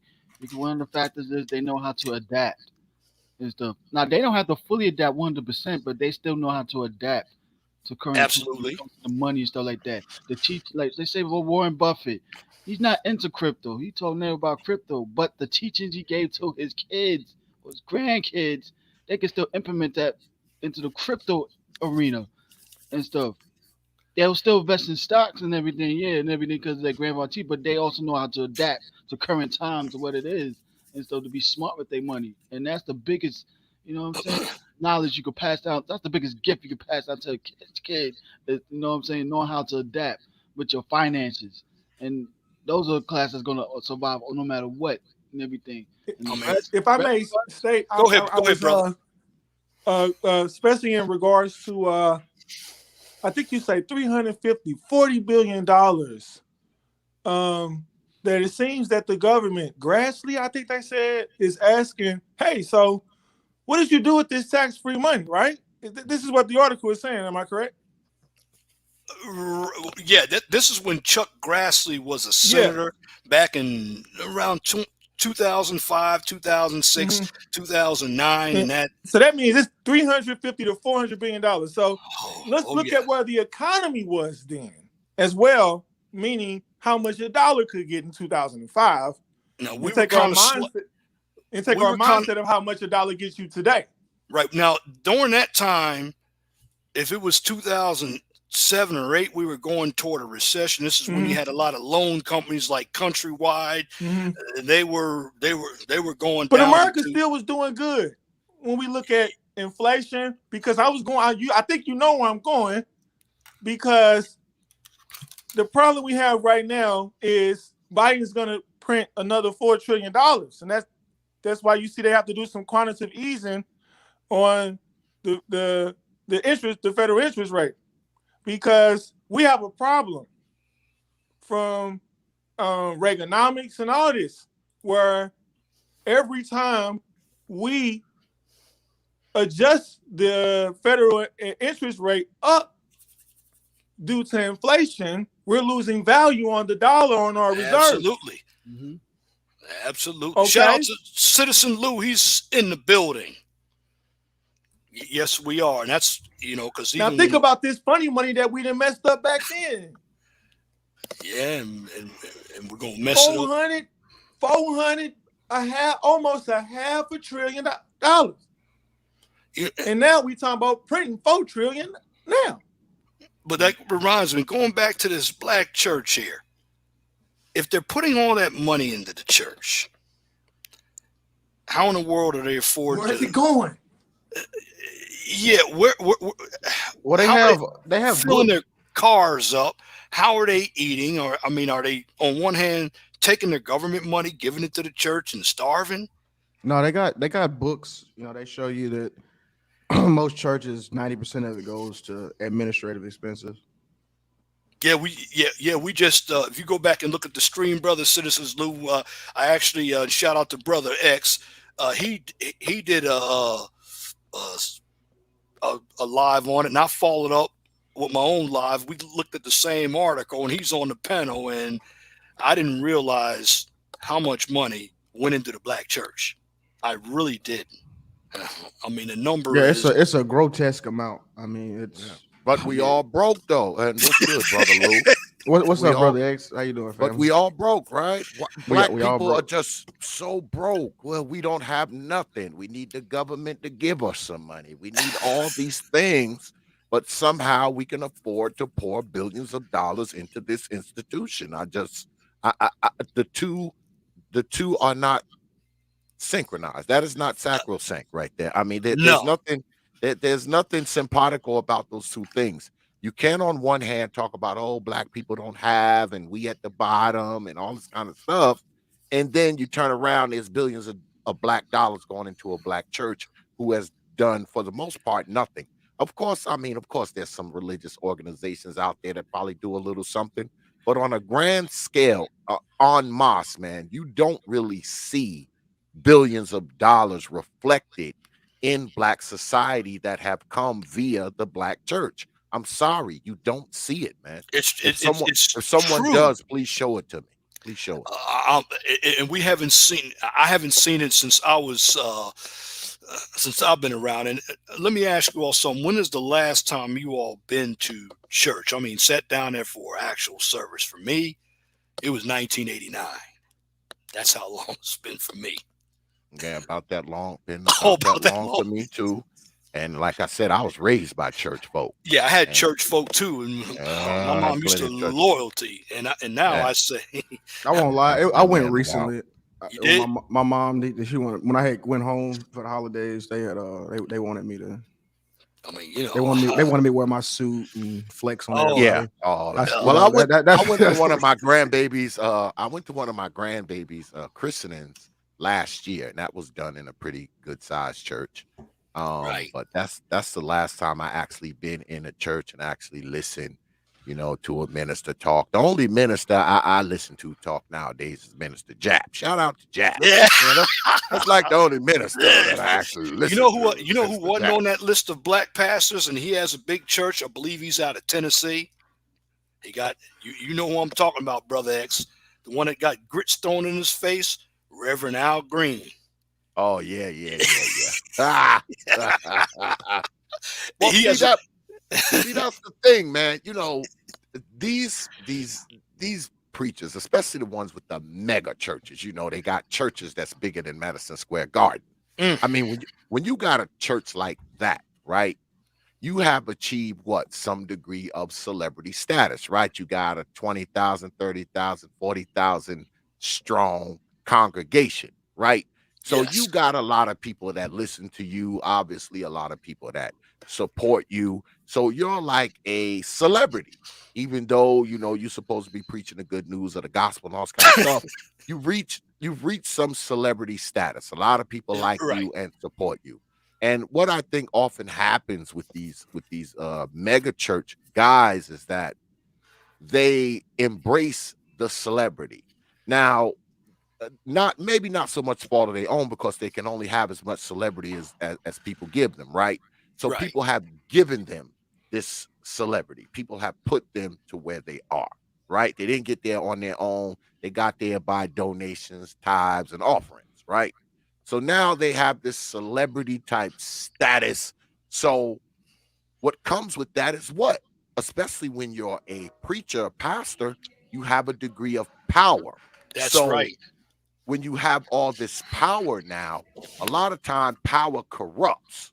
Okay. But and you're right there, Brother X, and also with that corruption, there's influence from that power as well, because you have a Exactly. number of other.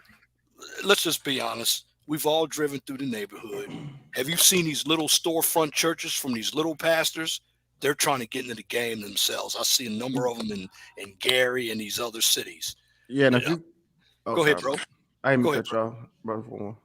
Go ahead, bro. I would just say you're right. That you go to these Bible Belt. Where I'm from Mississippi. It's like Uh-oh. you got. Well, I believe the statistic was there's one library for. It's 10 churches for every one library in the Bible Belt. Like that's kind of. So for you, it's 10 churches equals one library in that area.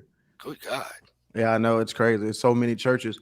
So I agree with you on that. It's like some, and you know, it's on one hand, it's like I don't want to, but it is a fact. Like, because not all, because you look at like I'm gonna use the Mormon church, right? I mean, hell, they're invested in pharmaceuticals and buying real estate and pretty much putting Utah. You know what I mean? Utah is owned by Mormons essentially, and they have like their own base. But it's like black churches, like what the fuck?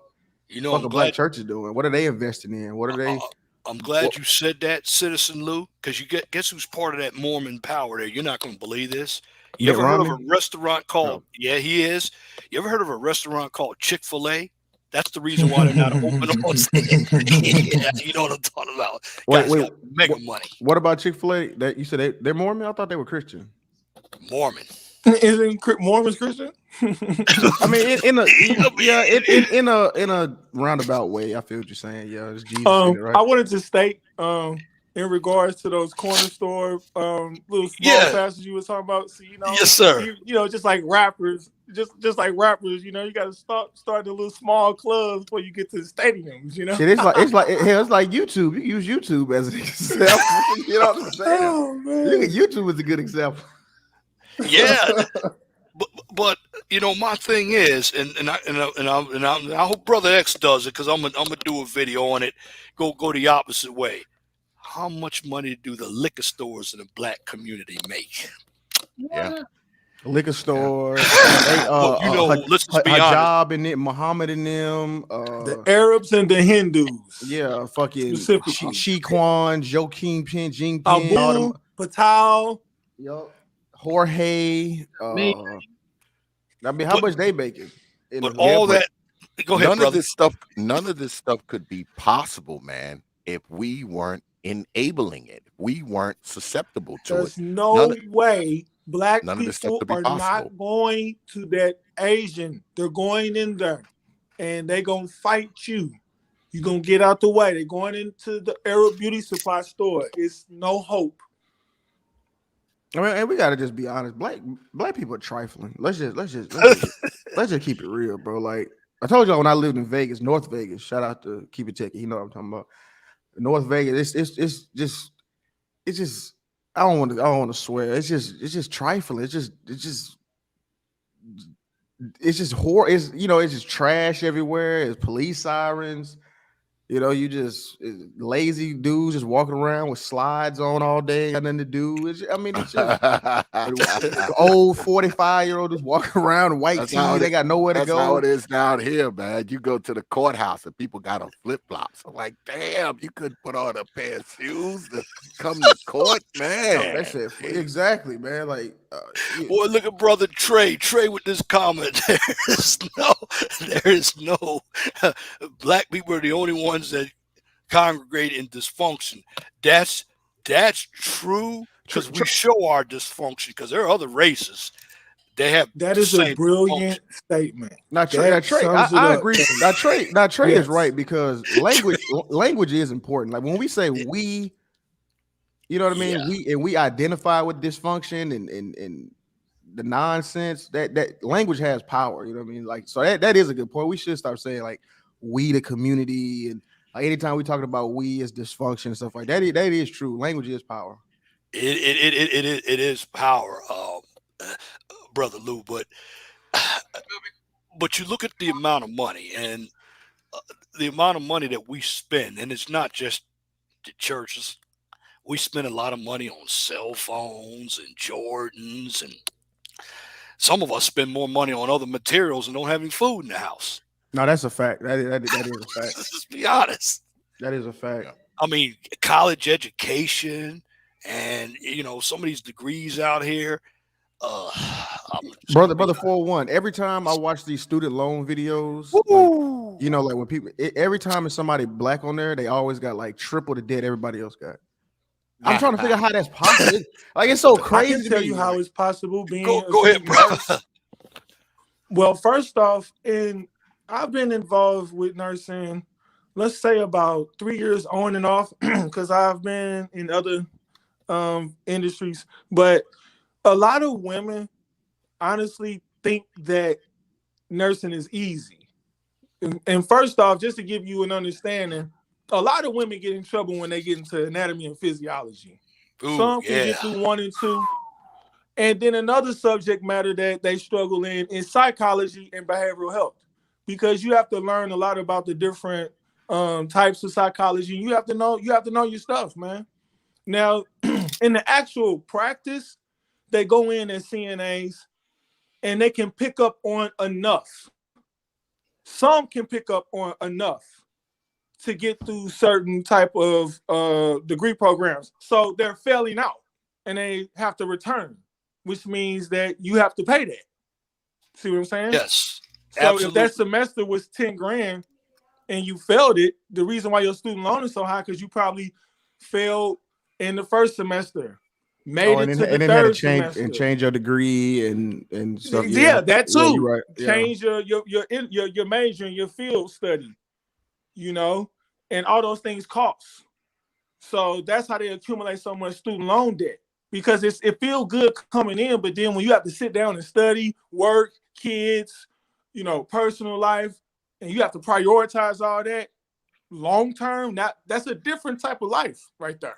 And brother potential, you just mentioned something else too. When you change your major in school, guess what? You might be in school a little longer because you yep, Yeah, have to take you gotta start over. courses yep. for that Sure new do. major. And guess what you're gonna do? You're gonna spend more money. And Yep, with the financial aid, it's only books and gonna give you everything. certain amount before they start telling you, well, we can't give you any more money. You have to Yeah, keep a certain grade point average. yeah, that And when Yep. you too. That's another thing. and That's another thing. when you change curriculums, you have to let financial aid know. When you drop classes or add Yeah, classes, you have to let financial aid know. and you only got a certain time limit before you can drop it before you're penalized for it. So you gotta know Yes. what you want to do. And about education, I always advise individuals, if you need to take the bullshit classes like the sociology or some math. I'm not saying math is BS. You go to a community college where you can General pay. studies. That's it, general studies. Or if you don't want a college, be like Brother X, start a business, and you don't have to worry about a boss. Because while we're on that, education was also part of this topic too. Do you really get a return on investment from going to college? I'm gonna That's be honest with you. Uh, I went to college. Did anybody else up there go to college? well, Yep. I told you I'm in school now. I'm finishing up my Yeah, my. I went to a technical college though. I didn't go to an academic But college. I it's went to a technical college, is college. college, bro. Yeah. Yeah. And the crazy thing is this. I went to college, right? And Yes. what I learned in college as a young man, I probably could have learned the same crap in like a vocational program or something like that. Because most of the stuff I learned back then, because I went to college in like the late 80s. I mean, most Yeah, of the me shit that too. the shit I learned back then, man, is obsolete now. Most of it I can't even apply to what I do for the most part. And that's a good point. A lot of what you go to school. Now, I went and I'm still going now. I'm taking a, extra, I'm in engineering right now. I've always been in engineering. So I'm trying to, like Brother X, get my business established so I can do home inspection. And I got to take some classes. But at the end of the day, this is just my, and Trey mentioned it. If you go into STEM, you'll be okay. That's why I have a second channel called The Mind of STEM, and I tell you how to get into STEM types of careers, because those are going to be your only way out, or a trade. So if you're a man, don't go sit in the college and you have to learn feminist theory. No, don't go on it. No, learn a trade or go to STEM. Because it does look like with black men, we're told that we don't graduate. We may not graduate with the numbers that the ABW has, but what are they going to school for? Okay, and some of them want to get into these get rich schemes, and I'm not knocking real estate. There's some people in it, or flipping houses. Uh, Some people want to flip houses. Well, you got to know what you're doing when you flip houses, or you got to know what you're doing when you're going into Amway or some of these other multi-level marketing types of pyramid schemes here, traveling. Because I did some of that and got a lot of competition out there. So, going back to anti-socialite, she says fundamentalist Mormons believe in polygamy, but Latter-day Saints don't. Brother Trey says only in STEM. I use mine to get my commission. That's right. Trey is also in the Army. That's right. And you know, I mean, me and Gabe A had a discussion about this. I mean, he made a good point. I do agree that in this current climate, Yes, sir. a degree does. I mean, it just gets you through, right? I mean, it gets you where you need to get to. But at the same time, too, it's like what Gabe was saying. Just try to find ways to minimize the cost. Because I went to the military, I got the GI Bill and stuff like that. So yeah, you were in the Navy like me. Right, yeah, we were both in the Navy, exactly. Yeah. So that's, I'm not even, and I don't really like to promote that. You know what I mean, like consignment to get your stuff paid. Because I feel like, knowing I know now, I don't think, like, in the way the world is, I think there's like a lot of different. Well, you served in the options. Navy. What do you say? What do you say? Well, you served in the Navy. What did I serve? Where? Yeah. Where? Oh, my, I was in Guam and Washington. I've been in Guam. You were stationed in Guam? Yeah, I was stationed in Guam for 3 years. Oh, wait, shoot! I was stationed in Norfolk, Virginia. Oh yeah, you. That's trash. It is. So what y'all do? Port of Spain? That's the tour y'all do over there. No, we did the 7th Fleet. No. I know where you go. I know what you did. I got you in a second. When you're on the East Coast, action potential, you do the Mediterranean. So we did Road to Spain and Cartagena and Palma. It was expensive. I was Sasebo, Japan. Oh, so you did. Oh, you did Sasebo? Oh, yeah, God, I've been to Guam. That's garbage. What you mean, nigga? Sasebo was ass. Corrupt. We were absolutely corrupt. I did 2 tours. I was in CB. Oh, you was a CB? Okay. I was also a CB2 in the reserve, so I still did. I was an EA engineer's aide. That's how I got into construction. I was an NMCB 23. They're now decommissioned. I remember. I ran into way back though. Yeah, I ran into a girl I went to college with in Japan. She was a CB. I was like, damn, it was like small world. It was I started off on the flight deck, but I'm a big dude. I ended up being BU. The CBs, they snatched me up, and I did a little construction. Yep. Basra. That's a little bit in Kuwait City. So I've been all through the Strait of Hormuz. We went through there twice. I was a part of the major assault in Fallujah. That was crazy. Believe it or not, though, construction is a good field. Also, you're going to laugh at me. I know Osama Abdul, he does it. He actually does lawn care. I think. Yeah, he's a landscaper. He does landscapes and hardscapes. And that's, and I don't see too many blacks doing that. And I know there were some individuals that were criticizing the brother for doing that. I'm like, well, what are you doing? You're going to work for somebody. Okay. What people don't know, I know because I work for these guys. I'm under contract with landscapers and construction stuff because we do repair, maintenance, modifications, on their equipment. Let me tell you something. It's guys down here, man, that got $1 million, $2 million worth of contracts for landscaping. All right. Wow. Landscaping. $1 million contracts on the season. So, you laugh at that shit. Yeah. But guess what? I know a couple brothers, and these are brothers, man. I mean, these guys got 4 and 5 trucks out on the road, 4 and 5 crews, gigantic ass fucking garage. And like I said, with $1 million, $2 million worth of, grass cutting, tree work, hardscape work, patios, building decks. I mean, it's money in it. It's money in it. But a lot of people, Brother X, don't know because they look at, the types of jobs. Okay, let's just be honest. 5 brothers on this panel.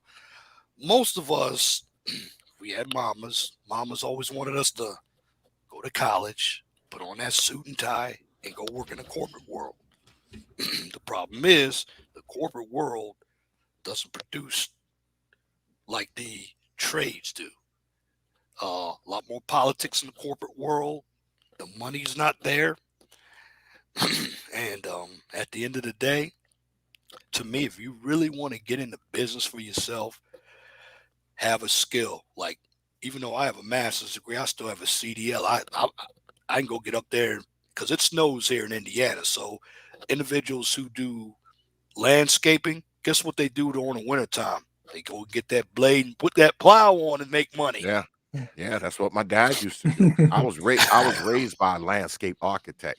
You know, Ooh. that's what my father did. My father was a landscape So architect. he was designing drainage and everything.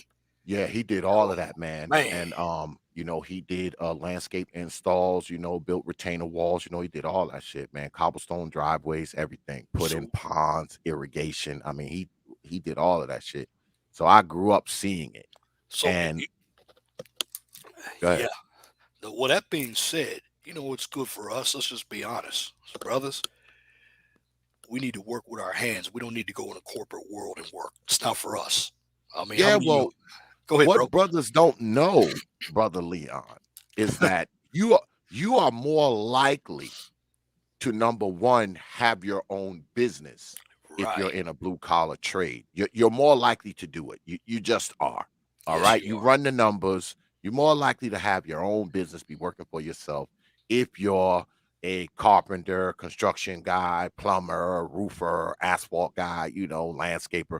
You're more likely to have your own business. And guess what else you're more likely to hit first? Six I'm gonna sound figures. Go ahead, brother. Potential. I'm probably gonna sound negative, and I'm sorry. Go ahead. Because I'm not in that field. Though I've had interest in it. I can do it. Of course, I'm a grunter too, so I love some construction work. But Go ahead. when I drive to work sometimes, or when What do I'm you moving in now? What do society, you and in I the see health the field, right? Though, brother. Potential. yeah. Well, Oh, that makes money too. Like, you gonna laugh at me when I but I say mean, I this. hear what you're saying. But as you talk about the corporate world, I know what you mean. And what you're talking about It is the sucks for us. social climate aspect. It's a Shark Tank. That's It's what you're just not talking about. for us. It's Yeah. not. But in reference, I get it. I feel a certain type of way Okay. because I see a lot of women getting into construction when I see them paving streets and stuff like that. And I've heard, because I got homies I'm cool with that's in construction, and they'll be making fun of certain girls because they, we just have them as the flag girl or something like That's that. all they do. They're not out there. Stop sign. That's what they do, brother. Like, yeah, like They ain't doing the hard work, bro. they don't do the heavy lifting No. machine, everything. They And do. they's like forcing the these flag women out girl there or cleaning something. and even trying to be into the office work and stuff like that, and still act like they making more money and you looking down on you. Yeah, that too. They ain't running no. They're not running no jobs, bro. Yeah. I don't see them doing any welding. Y'all, or- they run jobs. They running that healthcare industry right into the ground. Well, that's something. That's something that. Wow. Running the healthcare industry right into the ground. Wow. I mean, you see it. Do you trust them with your body? All the time? Like, we tell them about that when they fight for the gender pay gap. I'm like, that shit has been debunked and shit like that. Not all industries and everything got a gender pay gap, and it doesn't even make sense. We promote y'all just like y'all want to be treated equal to take the hard hitting jobs like we do. Y'all don't. I think that there's a different agenda behind that. Corporations, politicians use that as a scapegoat tactic to be able to say McDonald's workers need $15 an hour. Now that may sound great economically, but how can McDonald's actually afford that? It takes for McDonald's to be able to produce, each franchise has to produce that amount of money to pay the employees. And the only way I hate to say this, but technically they do got the money to afford to pay them and stuff. Because everybody think they're in the fast food. Everybody think they're in the fast food industry. No, they are in the real estate industry. And you know what? Because they're I would say they're in the franchising, corporate imaging industry. They're just selling the image of McDonald's and the history of it by some guy who has, enough money to buy the franchise. That's essentially what's going on with McDonald's. But what I'm saying is the idea that you can just pay everybody $15 an hour. It has to be based on ability and skill set in each individual business that can afford to pay you that amount of money based upon your worth. McDonald's got the money to pay $15 an hour. Here's Well, the maybe McDonald's was a bad analogy. I was saying in here's general. the bamboozleness of that though. All right, Most yeah, of go ahead. McDonald's workers do not work full time. They work Right. part time. Yeah, go ahead, Citizen Lou. $15 an hour. The cost of living is going to go up like crazy. That's right. They tried to unionize and they failed to realize you got to pay union dues on top of that. You're going to be paying more out your pocket than what you feel like you're going to be owned. Yeah. Go ahead, Citizen Lou, bro. No, yeah, I wanted. Yeah, I guess I had my mic disconnected. I was trying to when you were talking about work with our hands. Well, at the same time, too, in the software world, it's mostly men, right? And I mean, I don't. Yeah, true that. You know, I kind of like That's push true. back against that sometimes. Like when we say, like, you know, I forgot about the software industry. Yeah, that's big too. Industry, yeah, like yeah, the IT, yeah, because it's Oh, mostly yeah. because I don't, you know what I'm saying. It's like I see what y'all saying, like blue collar. I'm not, you know, going to get. I'm just saying it's definitely the men in there too. Because it's a Well, very logical. that's also STEM, Citizen Lou. Too. It is. It Yeah, is. that's It is. STEM. You know, Yeah, it that's is what I too. said. You know, two areas for black men. If you don't have enough education, get a blue collar job. Learn. Yeah, I mean, you're right. You're right. I'll give you that. I mean, and sometimes, I mean, some people don't want to look at computer screens and right. you know, And just You stuff know, like they, that. that I remember them teaching us coding when I was in the 6th grade. I went to a predominantly white school. I was in a program. I was pretty literate and smart, so I would always test out everything in city schools. So this is before No Child Left Behind. I think they used to call it DSEG, where they used to bus certain kids out to certain schools based yes, upon their intellectual capacity. And they were teaching us STEM as far as back 6th grade when Windows first came out. That had to be like the early 90s because at first we was on Magnetosh, Apple, a lot of analog stuff. And then they started teaching us coding. So a lot of it I kind of can recall from just my early junior high days of them teaching us Windows application, JavaScript and HTTP and all that stuff. So like certain people like me, I can catch on to IT and those type of things relatively quickly. So I get what he means when he says that's not going to be a field that women were in, because if I remember back, there weren't any women in that classroom with us. Yeah, there's not a back lot then of when I there's was a not a young lot of man. women in it now. Big one, But too. the funny thing is black men are severely. It's a severe shortage. Not even. yeah. IT? If you kind of Yeah, think, Oh, IT. yeah. Yeah. Yes. most teachers in the school system are females and stuff like that. Now you're implementing stuff that now they got to use their brain twice as much. They're gonna be stressed out as it is already. Like, yo, try Yeah. cheat code and everything. I mean, I don't know if where you all at now. We only have one community college here in the state of Indiana. It's run by the state. It's called Ivy Tech Community College. You're not going to believe it. We even have some brothers. They actually have a degree in landscape management, and they're doing what they're learning to do what Brother X is doing, and it's considered STEM, not business. It's considered STEM. It's engineering, I guess. Well, you do a little bit of landscape design. You learn about turf Yeah, it could. management. Yeah. Yeah, it But could you be want to, considered engineering. It could be because I have an yeah, engineering degree. the land mass, you're gonna have to know what's in the ground, the different Yeah, type of but agricultural design. here's but the only thing. 30% of my business is engineering, maybe 35% Right. of it. I mean, the other 65% is maintenance, operation, But swaps, installs, repair. So, Brother X, we got brothers, they don't even want to go in that, and the income potential is really, really, really, really great. absolutely it is. You can It make a lot of money, man, in blue collar fields. There's a May lot of I money to ask? be made in IT fields too, but IT, Yeah, I it's wanted to ask it Citizen Lou just about that with seem that you IT. can't get brothers into it for some reason. Hey, I don't Yeah. know. aren't those gentlemen in IT, Citizen Lou, like they're going to those little servers? They're going to like those little places where there are servers at, and I think that they attempting to keep them from overheating, or they're reprogramming them of some sort. I know they Uh, got to do a lot with creating data information systems for, like, let's say like a Walmart. They're accounting and stuff like that, and programming their information systems, security systems, and stuff like that. Is that what they do in IT? Well, it's a myriad of things. I mean, what you said is, I mean, that is a part of it, right? What you said, but it's, it's IT. That's why sometimes when you say like tech, like, it's very broad. You could Yeah, do cybersecurity, you could do right. That's networking. what I meant. Yeah, Cybersecurity. yeah, software development, web development, app development, all type of stuff. But yeah, it's just a lot of Oh, so different you're saying that those are different disciplines. specialist areas Exactly, specialization. of IT. So there's different disciplines. And then there's specializations inside specializations, right? Like it's Yeah, just you got AWS, cloud, stuff like that. and you got Cloud. to know your shit to be able to know how to crack codes.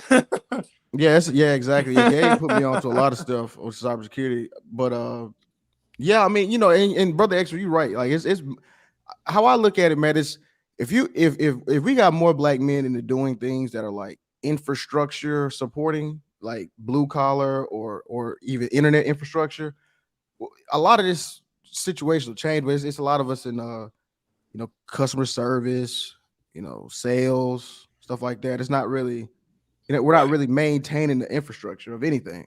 And And there's a that's lot of even black men too who are going to school. to And all they're that. No matter what field you're going to get into, white collar, blue collar, whatever, we have to implement financial education. right. Period. People could go out and make money in blue collar, white collar, and everything, but if they wind up not knowing how to budget their money, how money's supposed to work, and everything, spending more of what they make, or just leaving money in the savings and think it's going to be worth valuable and all that stuff and everything, yeah, and we still going to be in a rut and everything, our finances and stuff, because a lot of people don't know how money's supposed to work. We got so much negative stigma how certain areas of money is and everything, like credit cards, debt and all that stuff, and or even the certain class of people and stuff like that, and it don't work that way. Like no, like you gotta. The main factor is financial education. We gotta teach financial literacy, how money's supposed to is and everything. Yeah, like how money's supposed to work, how to budget your money, how to do your own book sometimes and stuff. Because no matter what Quit job giving money to the you get, church. Hmm? Quit giving money to the church. Quit giving the church your I damn think money. it's going to be a consequence to pay for the whole prosperity gospel, the whole luxury ideology. As I think about the future of economics, I can see a return of 90s style supply chain. You're not going to be able to get instant gratification. It seems that that's going to definitely take a serious hit. So I think that people are going to have to focus on skill sets and ability. And that's how you're going to get the most value out of the dollar. A lot of the cheap production that we've been getting from Asia, we're going to see a tremendous shift away from throwing money in the earth. Because the value of the dollar is going to shrink. There's no discussion left to talk about. shit. It already has. But it's going to shrink drastically. Because they say a pound of meat drastically. is like $16 now. Well, that's Say that again? Mississippi. I don't know. I said a pound of meat is like $16 in Yeah, Mississippi. it's expensive. I went to buy some wing sections that I make buffalo wings with, some 8-pound wing sections at Walmart. About $30, close to $30. Damn. Yep. Damn. Yeah. Supply It's up there. shortages, like you said, like the GPUs and stuff like I that. bought mine at Kroger. No, See, I'm Walmart. in Missouri. They worth like freaking $1,000 now. I'm in Missouri, so this is a farmland. So I think that a bag of chicken wings that was maybe $10, $11 last year is somewhere around $21, $22 here. Yep. Mhm. They're high. You And gonna have to beef? shop wholesale now. Well, has any one of you gone to some of the grocery stores and seen empty shelves? Now, I don't know what grocery stores you have now. Up here we have Meyer and we got Kroger, and of course we got Wally World up here. And there's sometimes I go in and the stores shelves are empty. It all depends on what side of town it is.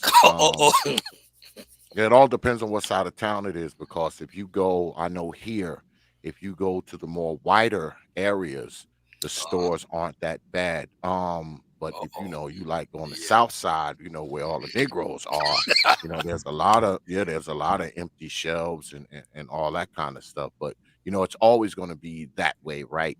Because crap rolls downhill. So who gonna be the first people to suffer? The people on the lower socioeconomic plane. They're Come on. always gonna feel the burn more than anyone else. That's just the way it is. Because the stores probably get serviced different. They probably get what's left.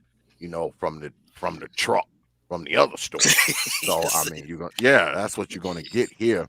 But I'll say this, man, because I'm about to hop off of here, man, and Okay, bro. you know, I know brothers may not like this, but I'm of this mind. If you don't have, number one, a plan, okay? Yes. If you don't have a plan for your life and you don't have certain things you should have at your age and you're still sinking money into the church, Yeah. or education, I don't know what to say about you, man. I mean, you sinking money into the church, but you don't own a car. You're sinking money into the church, but you still live with mom. Like, I mean, all the Mm. money that you're sinking into these things, you could be taking that money and investing it into your life. I mean, Absolutely. don't invest into symbolism, man. Invest into substance. All right.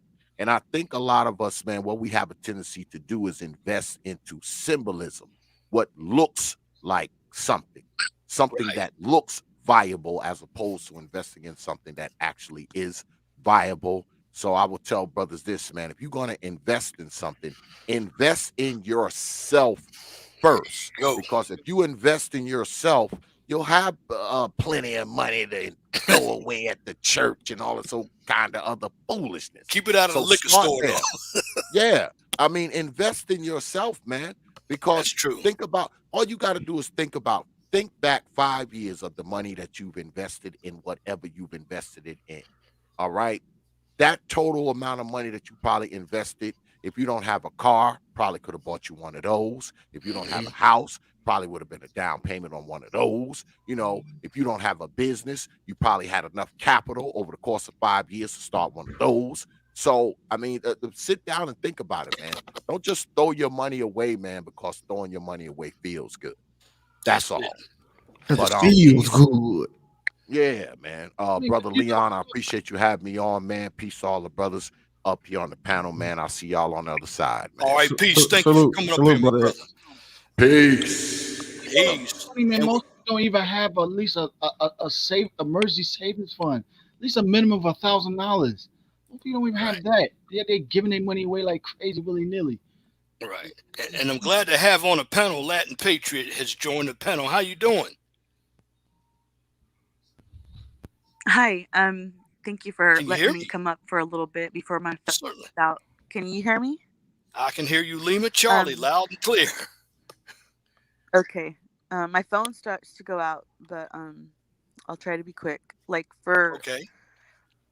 financial advice, I started listening to some people on the radio, talk radio, like I think her name was Susie Orman and Dave Ramsey, and they give out good advice, like don't waste money on a brand new car, you know.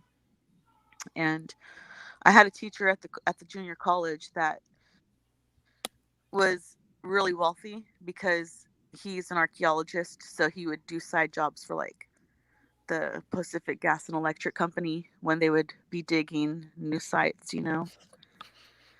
They and plus he would probably find artifacts and sell them, I don't know, but he had a lot of money. And he told me that he drives his cars until they can't be fixed no more too. But, you know, to find a good mechanic that doesn't rip you off. Yeah, that's good. It's about But knowing where to invest your money. Go ahead, bro. no, I was gonna say, I mean, Dave Ramsey, I mean, Go ahead. I agree with him on certain things, but another thing That's too, why I we said gotta, some good advice. yeah, that's what I was saying. I was just reiterating. He has but it's all at the same time too. We gotta kind of like look at it. You might need a couple income sources too. You know, like we might have to start living in this new where all this money circulating constantly. I mean, it's but they just printed off $14 trillion. One income source is probably not going to get it, and I think that's some a lot of people don't really get into online. I mean, I guess people don't know how Well, it's hard to think about it, but most time, what is it? with a Go lot ahead, of let Asian families that I know and Hispanic families that I know, like even my own family, what they do is like if they have property, they'll make like their garage into an apartment for their family to rent from them to Yeah, help cut down costs. that's good They'll too. even No, get that's a fact. install a bathroom in there, That's good, definitely. because Yeah, that's you can go ahead, go ahead. to get around to installing a bathroom into your garage. You can say it's just going to be like a workroom, like what's it called, like a garage, but you're actually gonna like a workshop actually. So that way you don't get charged like too much for the permits to do that. Oh, home office. Because yeah, well, no, like a workshop. Because if you say you're going to turn it into an apartment, then they're going to charge you even more just for the damn permits from the city to make it legal. yeah. You got a point There, there. there's ways around getting. There's ways around. There's ways to get around the city permits. Hmm.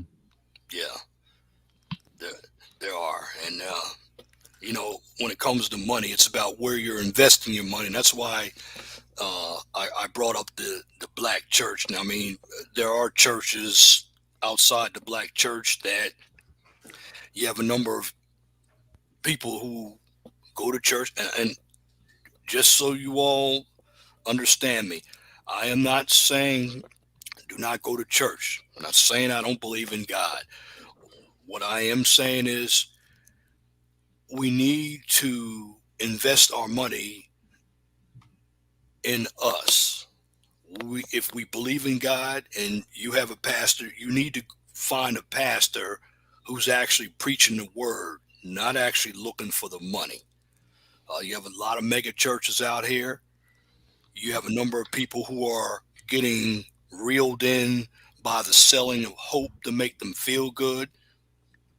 But some of us don't have the money to pay for that hope. We're bouncing checks. We're going into debt because of the church. And at the end of the day, May I? yes. Go ahead. Go ahead. I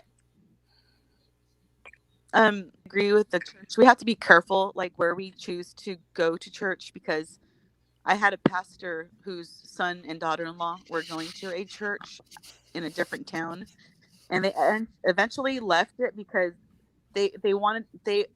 their church wanted to see their checkbooks and their bank statements, Mm, and that is just ridiculous. That's ridiculous. No, no, you have to be careful with your money. Don't let no church guilt you into tithing. It's between you and God in the end. At the end of the day, don't let anybody pressure you into donating your money that you don't have, into believing that, like I had one pastor say that if I didn't tithe, I was going to block my blessings from God. And you know what? That man, he's an earthly man, and it's not between me and that earthly man. It's between me and God. So don't let anybody like guilt you or manipulate you into doing something you don't really want to do or can't do. Exactly. yeah. And like I said, it's a blessing if you go to church, but you can pray at home. You can read the Bible at home. You can assemble at home, but know what you're doing. Just like Brother Potential said, some people don't understand the Bible. Some people don't want to understand. You have to go deep into religion. Many of us learn religion from it being passed down to us, but even the people who have passed it down to us, they really don't know about it because I'm just going to say this, it's been used to control the masses of poorer people because it gives them hope, particularly in some of the urban areas. Again, I'm not saying religion is something. 411. Yes, yes. I can hear. Can you hear me? Um, You know, there was a saying that, like you were saying, that I've heard before, and I never knew what it meant. But that the opium is the hope. Wait, the religion is the opium of the masses, and Yeah, the I don't know what opiate that society. means, but Yeah, that was in I know the that with Communist Catholic, Manifesto. That by Karl Marx.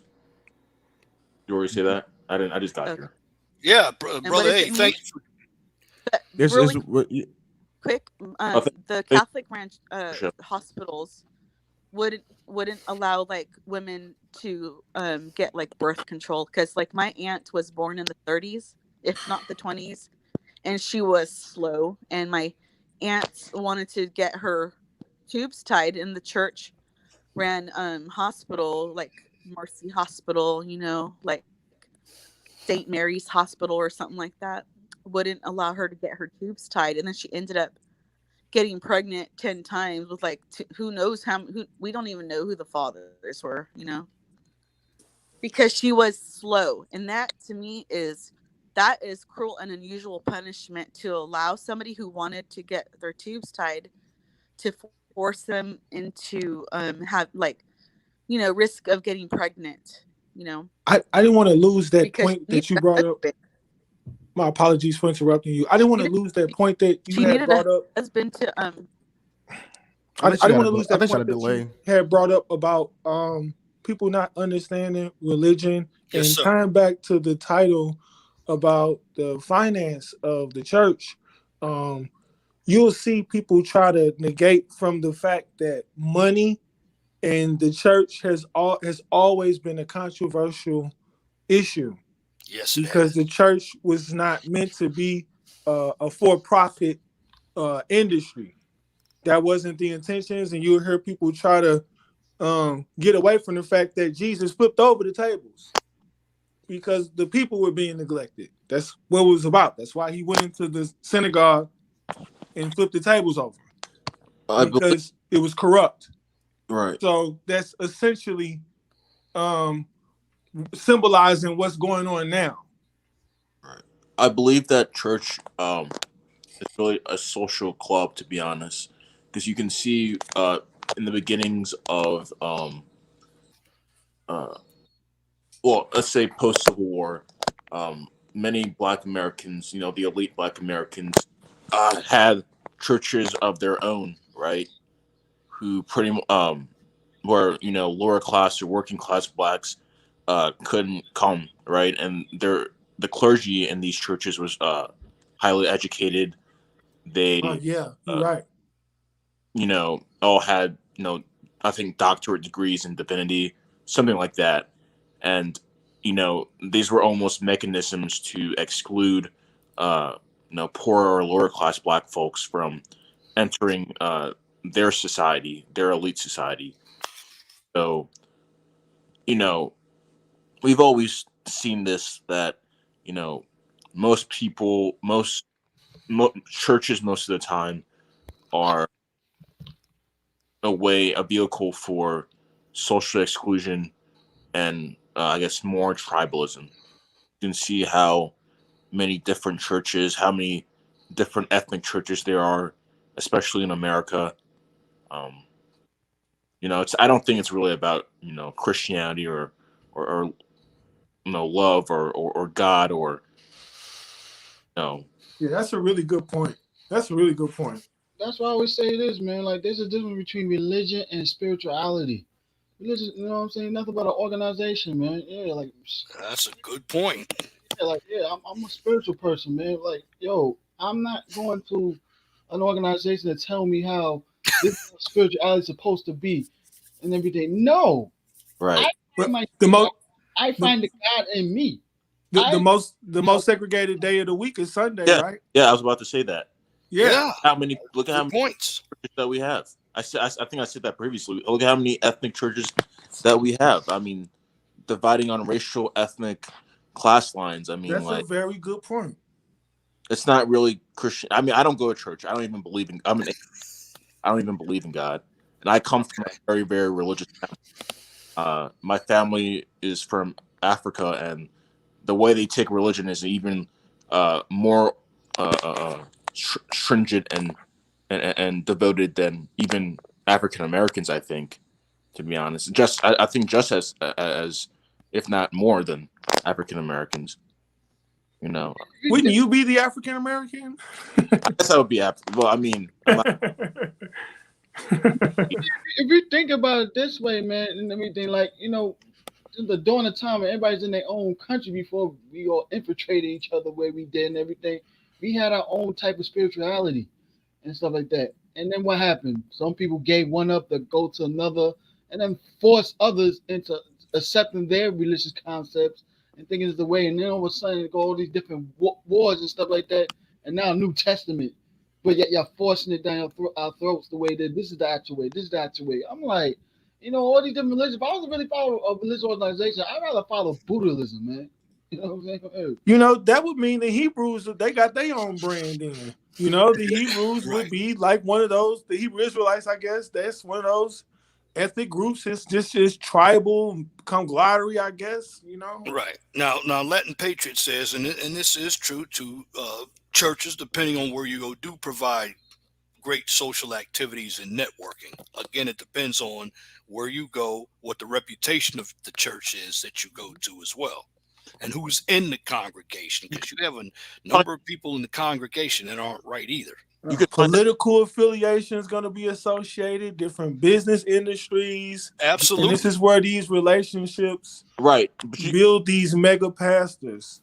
Right, but you could socialize and network like at a gym. To be honest, finding you could find some baseball league or something like that, or that's true too. One of the concepts with networking and everything, socializing, is getting out your own comfort zone and find other true. Very true. And that means leaving your own city. See, I will say this: a number of us as African Americans, now for people like it's like everybody on the panel has left where they were born or grew up. I was about to say this. And traveled in other places. I think one of the problems too, when it comes to people in general, many of us who don't have as much, I'm not going to say education, but I'm just going to say it. Why? No, man. Say it, man. Okay. Say Education, resources. Many of them have never left their own domain. Yes. That's the really that is that's a big issue. Yes. I want to say this.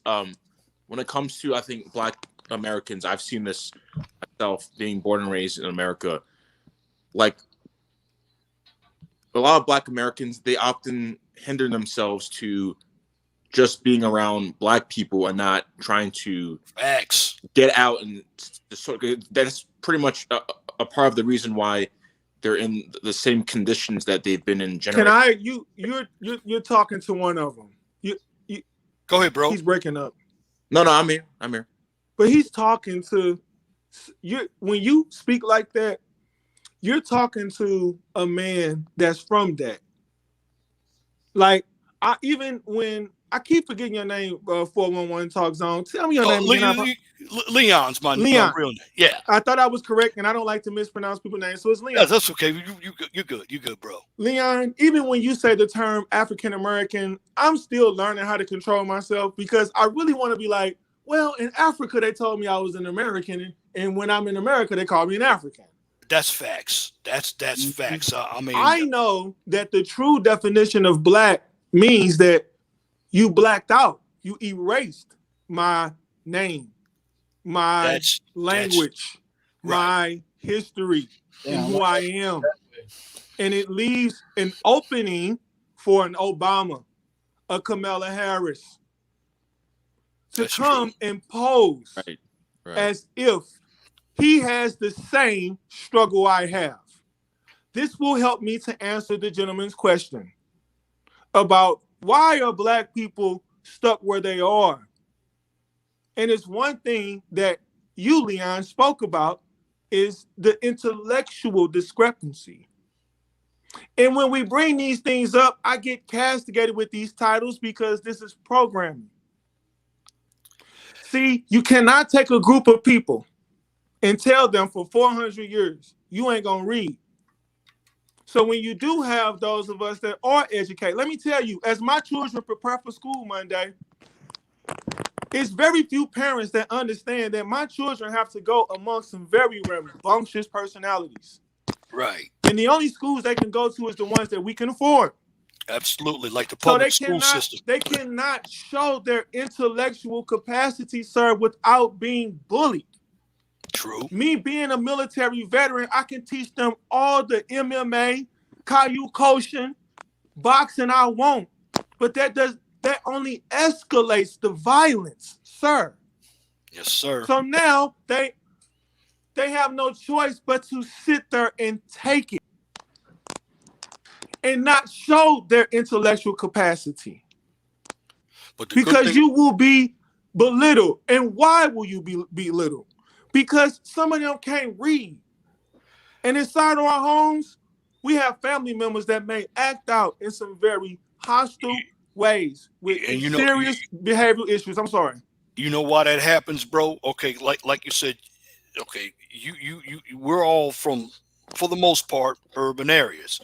Once we leave and get a taste of everything outside of what we've been used to, we begin to have different thoughts. It's just like, okay, I'll throw Malcolm X in there. Malcolm X, when he went over to Mecca, discovered that all Muslims weren't black or weren't, they weren't of the Black pigmentation. I'm a 5%er. What makes you think he didn't know that already? That's the probably story that the white man told you, but what makes you think he didn't know that already? He may have known it. I'm not sure. I'm here to tell you, as a 5%er, and anybody else that's God body, they'll tell you that he knew that. But we know the history of Islam. Well, can I ask let me put it this way, another point of view. Yes, go ahead. He probably might have told that, but he had to see it for his own eyes. He knew about that, man. Hey, hold on. Wait a minute. Wait. There's a conflict. Hey, hold on, bro. Hey, bro. Let people finish, because hold on, man, because 411 was cooking on the. It is told y'all just got helmets on. You know what I'm saying? And actually going there and experience it, feeling it. Hey, y'all, right are here, y'all mics down? Example, he's a passport brother. Before he became a passport brother, he was talking about the stories how black men can expand their options and find better quality of women and everything. And he knew about it, but when he went and experienced it and felt it, it's a different experience. He has a different feeling now.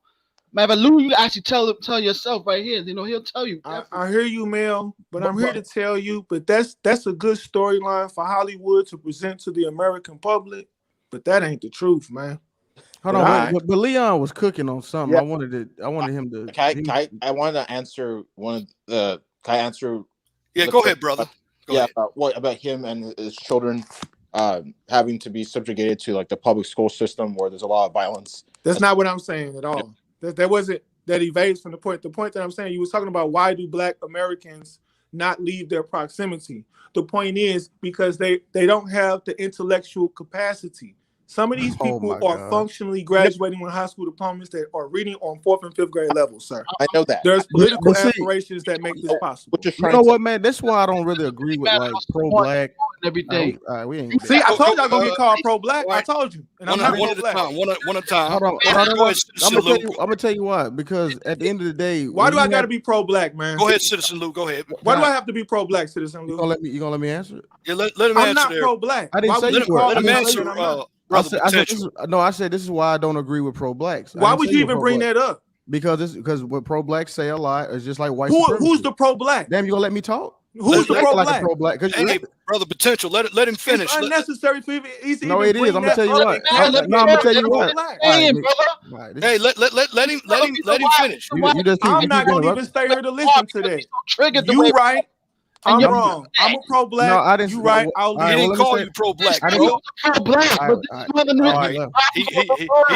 He left. So triggered. Did you see how fast he triggered he got? That was crazy. Our point is on point.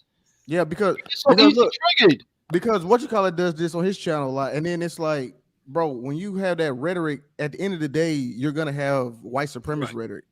Right. Like And when you now, say black people are genetically inferior, and right. you know what I'm saying, you're eventually gonna have white supremacist talking points. That's Yeah. why I well, don't agree with pro-black. all I was saying, what I was saying was, most of us don't get out of our own urban area because we can't afford it, or some of us who can afford it don't want to because we're comfortable where we are. And okay, Free Zone Lou said that's why it's simply to identify as American. That's true too. And Latin Right. Patriot, people mentioned Buddhism, and that the Buddhism, she looked into high pressures that members donate to money, and it's a yearly requirement. And she doesn't care about being Mexican, just be American. That's a fact.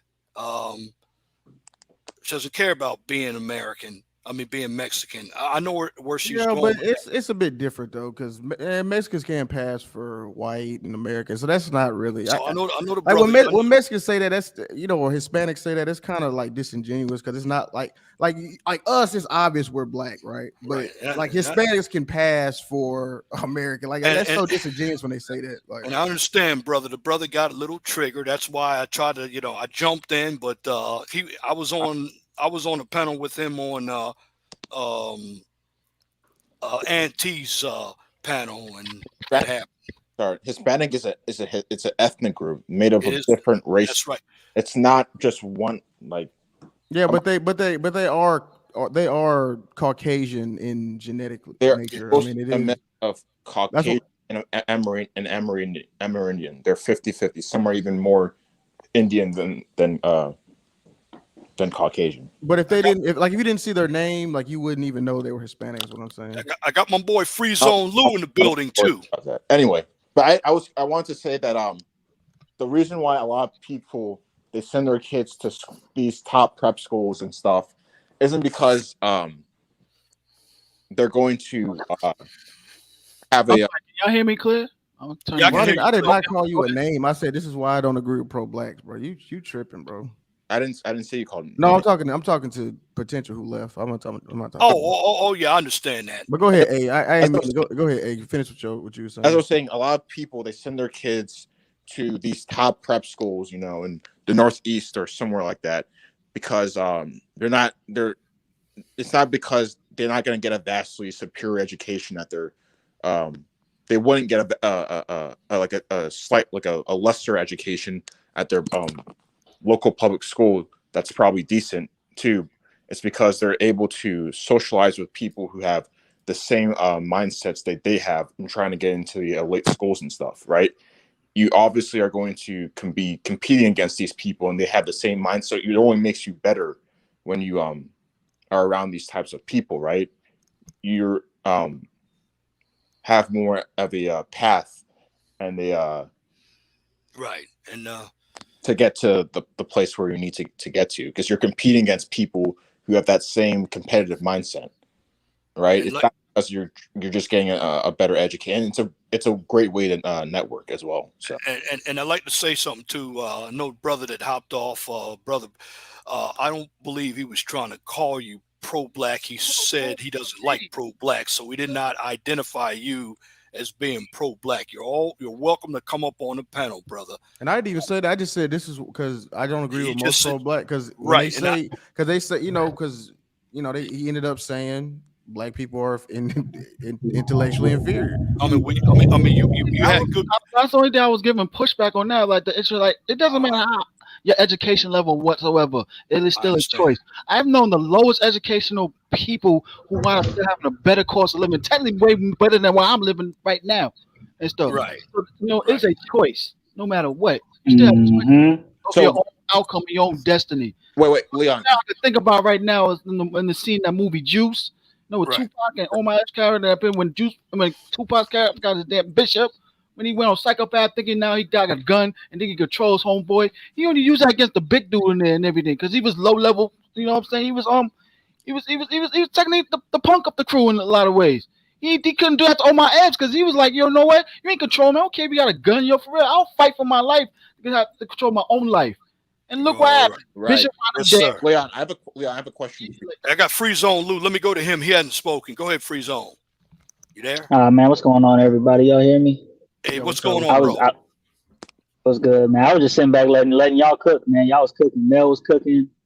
Leon, you was cook. I was with Lou, man. You were on a point, man, and you were cooking. I forgot what it was because everything got No, lost in the scramble. what I was simply talking about was a lot of us don't get out of our own neighborhoods, because the reason why a number of us still have the uh, beliefs that we have is many of us, and shout out to computer robots, many of us have been stuck and we got comfortable where we are, or some of us can't afford to get out of our situations.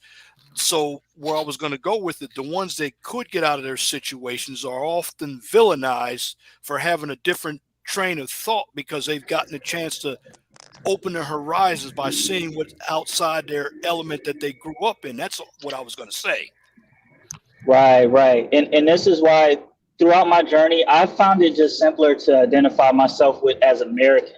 Because Absolutely, I agree. when you add all of this other stuff to it, the Black American and all that stuff, it kind of skews the entire thing. It's almost like a we got to stick together, and there's actually a set of indoctrinations that are associated with it, whether it's intentional or not. And so a lot of people are afraid to leave their area because they've been taught and programmed out of fear to stay where they are, whether it be being loyal to your people, loyal to your community, or just even if you leave, you know what I'm saying? If you leave, the white man this, the white man that, all this goofiness that is Right. basically just fear that impedes people's ability to progress. I don't think people aren't smart enough because Right. even where I was at, like there's a ton of people who are smarter, well educated. There's people who are well educated and will make the choice to get out and then succeed, but they'll hop on these panels and still spit that same rhetoric of Right. fear that keeps people in Right. their where they are. So it's really all just fear based at the end of the day. Right, because I know Latin Patriot said something too, and this is directed toward you, brother Free Zone. He said, "It's obvious I'm Hispanic and brown. Oh my God, many Latinos of indigenous natives. So tell Lou to stop lying on all Hispanics because they don't all look right." Well, we are. That's true. I don't believe you really meant that. No, I was. Well, it was me. I think she was talking to, Okay, no, I know you didn't mean that. no. I mean, Oh, what I was saying. No, I mean it's a fact. You look at Miami, Miami-Dade County. It's 80% of Hispanics identify as white. You look at Puerto Ricans, 90% identify as white. I mean, you might find some brownish, colored sprinkled in there, but for the most part, when you really look at the ones who are on the forefront, they're white Hispanics. I mean, it is what it Okay, is. I mean, and my thing is, why is that? I don't understand what's wrong with that. I don't see what to be offended. It's a fact. You're white. You have Spaniard features. I mean, we all know how it happened. So I don't understand you no, get what I I'm saying. understand. yeah. What is the point? What's the point of denying it? I don't understand. Like what? No, I think in California it reflects the same way with the Mexicans as well. Yeah, if you go to right. SoCal and stuff like that, I mean, they name Brad and Alex and all this shit like that, and they look just like normal white dudes, and then they go home, they speak in fluent Spanish. I mean, it is Right. what it is. And the next person, welcome Chaos Rain. He's on the panel. What's going on, bro? I haven't heard Hey, you for what's a good, while. man? What's good, man? What up, Chaos? Man, what's good? What's good? I just popped up, see the title, just saying, showing a little support. Religion is a business. It's been a Okay. business now Yes. for maybe over 50 years, 60, 70 years. I Yes, think sir. after the guy Martin Luther King that had his birthday last week, Monday, Yes, he did. and they have changed policies with church and state because this one particular pastor had the power to galvanize mass group of people. They can't afford that again. So what they do, they proactive and change add rules and stipulations now. Even now, if you look at before even the last 22 years, when the last president, y'all know, back in 2000s, that how they made the so-called pastors the watchdogs of the community to snitch. So, but like I said, it's a business now. You get me? And I think this business is not going to hold up in this century, in my opinion. because the more black people start to slowly dissipate and the complexion of the community changes, the main church that we see in every corner of every so-called black community is going to start reduce. Right. And Yeah, if y'all know, I'm not sure anybody still knows the black community or been around the community. If you go drive past where there's predominantly black people, I asked you many times, and a person gave me this test. Count how many churches are on your block. brother Teapot mentioned that too. There's a lot of churches and there's a lot of liquor stores out there as well. I'm gonna do my next stream is going to involve how much money the liquor stores make off blacks in their community too. Look out for that. Yeah, so like I said, every corner you see, you will see on the average, and this is just me counting, you'll see closely 15 or more churches on every black neighborhood. And some of these churches are not gonna be big; they're like miniature church. You get me? Yes, They sir. might want to look bigger, but if you look at the street corner and say, and no one asks, why you need so many churches? Well, you don't have enough business to sustain this community. So where the money going? Because it's going to their pockets and go back to so-called Euro banks that take the money and fund you out the community. Right. And that's how it works. Right. And that's all I was saying. And I do have a poll up. 27 people have voted. Is church a business? 78%, and this is out of 27 votes. 78% say yes. 22% say no. So there it is, right there.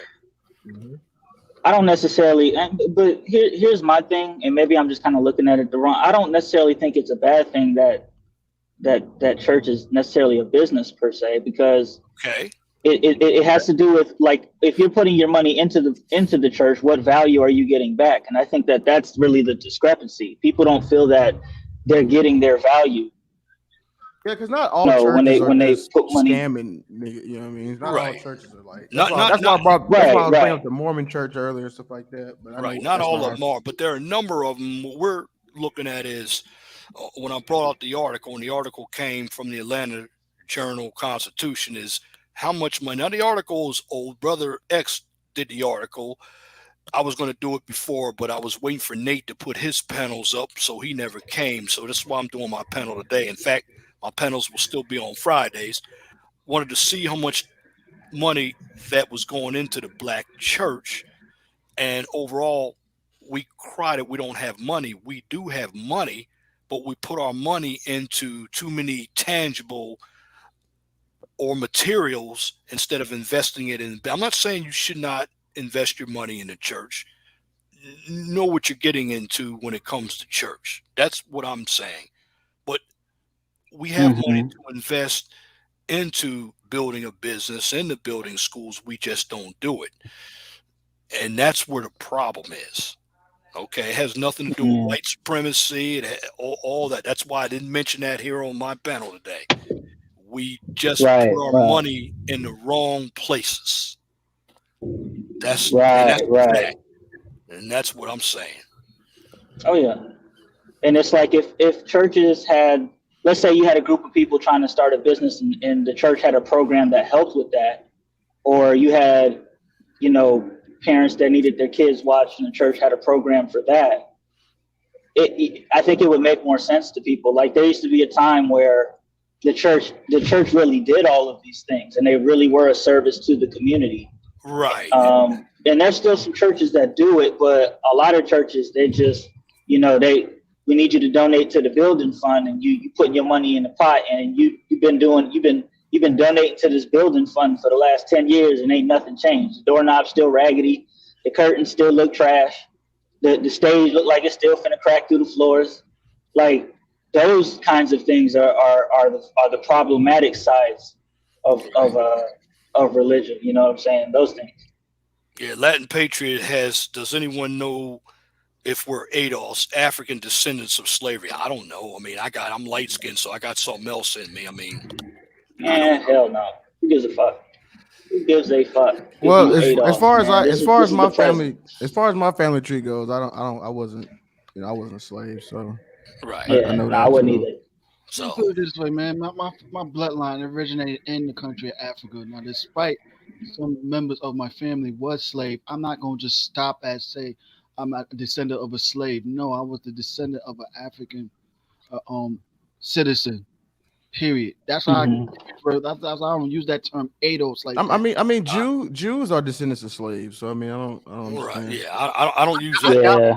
All right, 4-1. Yeah, like like unless my African ancestors were slave in Africa all their lives and everything, like from the Right. first person in my family tree, then that's different. I'm an African descendant of a slave, but most likely I am not a descendant Yeah. of a slave like that. I'm going beyond I mean, that. I mean, we had some ancestors that were slaves. I understand that we do. I mean, but some of us have been mixed with something else as well. That's just a fact.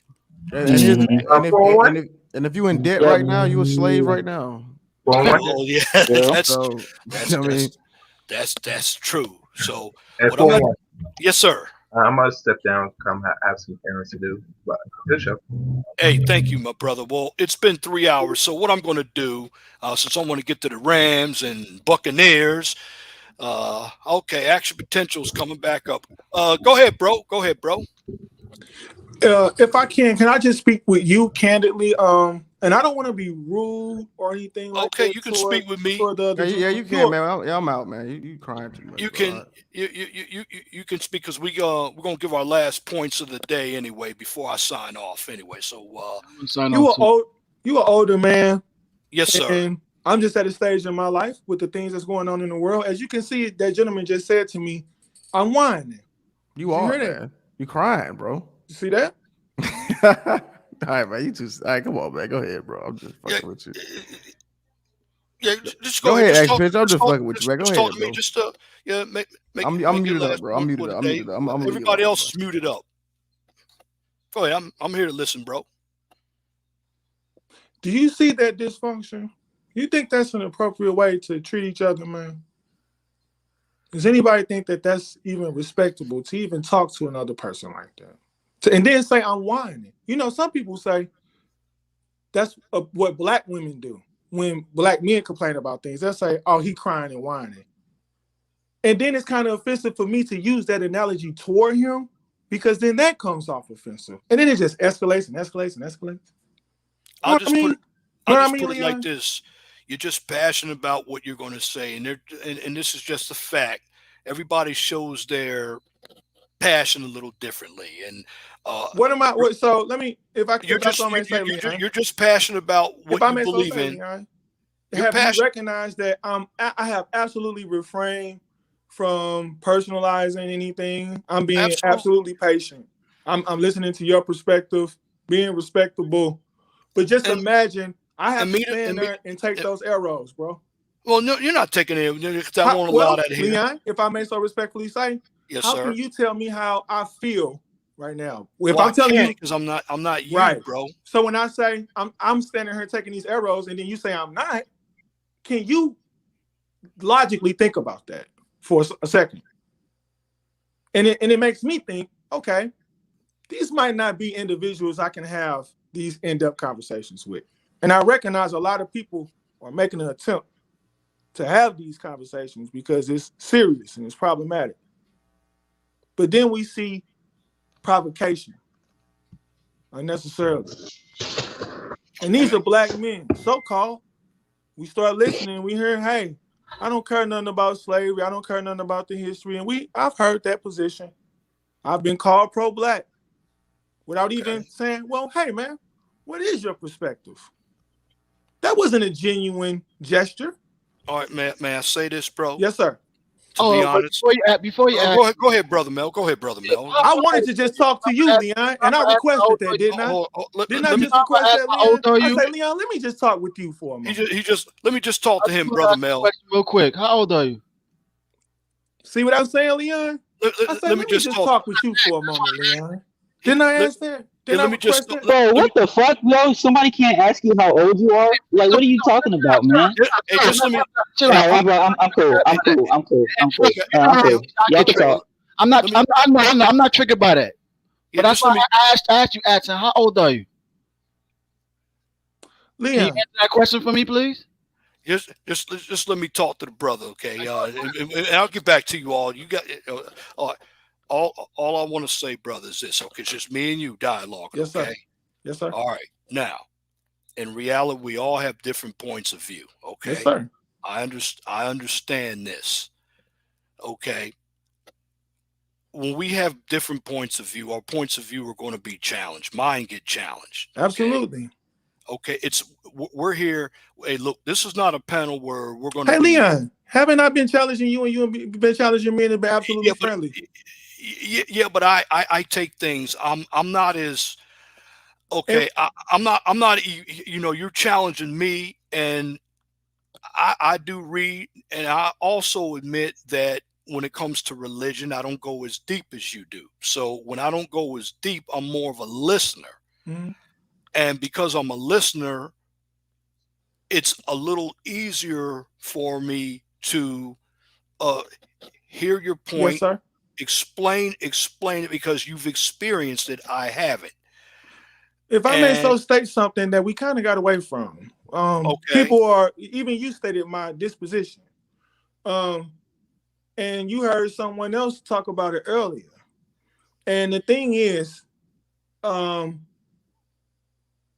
there's different types of personalities. And because I have a global experience and I know the type of perspective the men that I come from have, I know just to step away and remove myself. And that's actually the appropriate thing to do.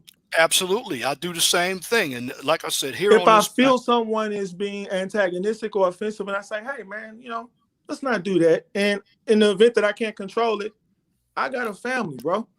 And I understand. if a man cannot control himself, especially in this climate, I got to step away. But recognize I haven't attempted to adjust any way anybody expresses themselves. I have to take time to learn how Right, a and person you have expresses themselves, their right. perspective, and even if I don't like their perspective, I have to learn how to communicate with them in a way that we can understand our differences. Yeah, let me tell you something, brother potential. See, okay, the brothers that I'm up here with, Mel, and they're good brothers. They disagree That's with your some of the. perspective. That's your perspective. That's Listen your to me. perspective. Listen, you got to I have to listen, have bro. my own opinion.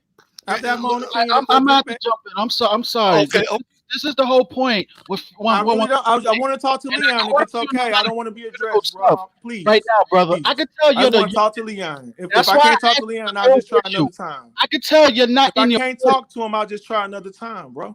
I can tell you're not in your 40s. I don't want to leave. I don't want to You're in leave, your 40s. but I will. You're in your 40s. listen. I All can I'm tell saying, you're not. And see how Izzy triggered you are technically. all I'm saying, That's brother. our problem But right what now. if you're wrong, Mel? What? What if you're absolutely wrong? No, right now, I'm actually right now because your actions right now is proving that. That's the problem. And I was. What about do you know Mel? Since you want to talk to me so bad, I'll be respectful, Leon. You want to you want to talk to me so bad, sir? I want you to understand that. I want you to understand. I want you to understand. Hey, Mel. Hey, Mel. hold on. Hey, Mel. Mel, I want you to feeling what you're saying, understand, but your that audio the is year cutting out. 1982. I want you to do some math in regards to the year 1982. 1981. So I'm still older than you. Well, you asked my age, brother. So you should know. You asked my age, and I told you. And this is the problem right now. You said that I'm not 40. Triggered the way you want. You said that I'm not 40. And all I want you to know is do a little bit of math. It's actually a female trait. Do a little bit of math with the year 1982. That is a woman trait. The year 1982. But you got easily triggered. And as soon as you calm down, you're going to recognize that you were wrong. You said that I'm not 40. I'm going to recognize my age, Mel. Right now, I didn't want to argue with you, Mel. And you wanted to know my age. Let me get into this, okay? You presumed that I was under 40. And I was born in the year 1982. I was born in the year 1982. And I told you, man, I don't want to argue with nobody. Look at Izzy, you're triggered right now, man. I actually am 40 years old. And what you're trying to do is trigger and argue with people online. And I don't understand why you yell at me. You're easily triggered. I Why you want to yell at me? Man, or shit, but you get easily triggered. Yelling at me, man. Stop triggering. What you getting out of it? We got a low level tolerance. listen, Real listen, face to face and everything. listen. How that make you feel? That Yeah, make you real- feel better, doesn't it? Hey, fellas. It make you feel better, Mel. Listen, Hey, real listen. quick, Leon, let me. actually- No, I'll let him yell at me, Leon. No. Don't interrupt now. On this channel, we I don't did have not any tell you I'm yelling. about to take these arrows. No, Didn't I you're not say that to taking you? it. That's Listen, the reason Let's why don't yell at me. Go ahead. Get it off. Yo, Hey, actually, Mel, Tell me Mel, about Mel, myself. Tell me I about want me. Mel, your everybody. audio is bad. Tell me That's Mel, about your me. audio, Mel, Tell me your about audio me. is bad, bro. I can't Yeah, play yeah. without niggas like that. Yeah, That's I'm a what it is. nigga now. Hey, I'm a look. nigga too, Listen, ain't I? Listen, I'm a listen, nigga now. listen, Right, listen, great. listen. All right, no Exactly. name calling. I feel Exactly. so great from An talking to you. emotional nigga. This is That's a what great the problem conversation is. to have, Mel. Brother Potential, let me just get your last points of the day, bro. Okay? Let me get your I last. know to stay away from you, Leon. No, you Your don't have to stay away manosphere, from me. gentlemen, they're out of control, bro. Well, It's let me get your unnecessary to last. talk to people like that. Let me get your last points of the day, bro. Let's give me your last points of the day, bro. I'm giving you my last points. All right, bro. Damn, I had a question for you, Action. I had a legitimate question for you because I know you're a man of great intelligence. Real quick.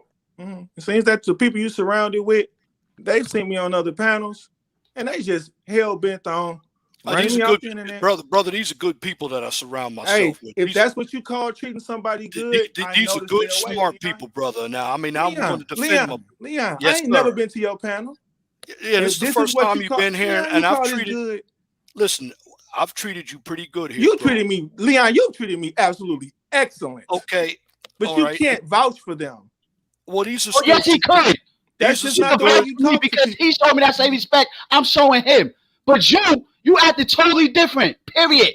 All right, I gave you respect earlier. But see how easy triggered you got? I'm trying to even defend you. And you still acted easy triggered. Like a fucking woman. That's the goddamn problem right there, man. Mel, all we have to do is not talk to each other. I want everybody to get their last points. And everybody get their Didn't last you say it was my last points, Leon? Yes, sir. Get yours in first, brother. Leon, didn't I ask just to speak to you? Because I'm trying to avoid things like that. I understand. Get your last points in because I'm gonna go ahead and close it out. It's bad, Leon. It's a bad representation of, and I want to vouch for you in the manosphere, dudes. I see cats like you trying, man. But this is out of control, man. Well, it's out of control, man. I appreciate it. You know, y'all embarrassing the dude, man. You ain't got to be yelling at me like that, man. You don't want to have a conversation when you talk to a total stranger like that, man. Right. Okay. Can't nobody talk to you like that if you can't accept that I'm different from you, Mel. And you saying I'm sensitive? Nah, man. I'm staying in control of myself. I can't be yelling and cussing and calling you out your name.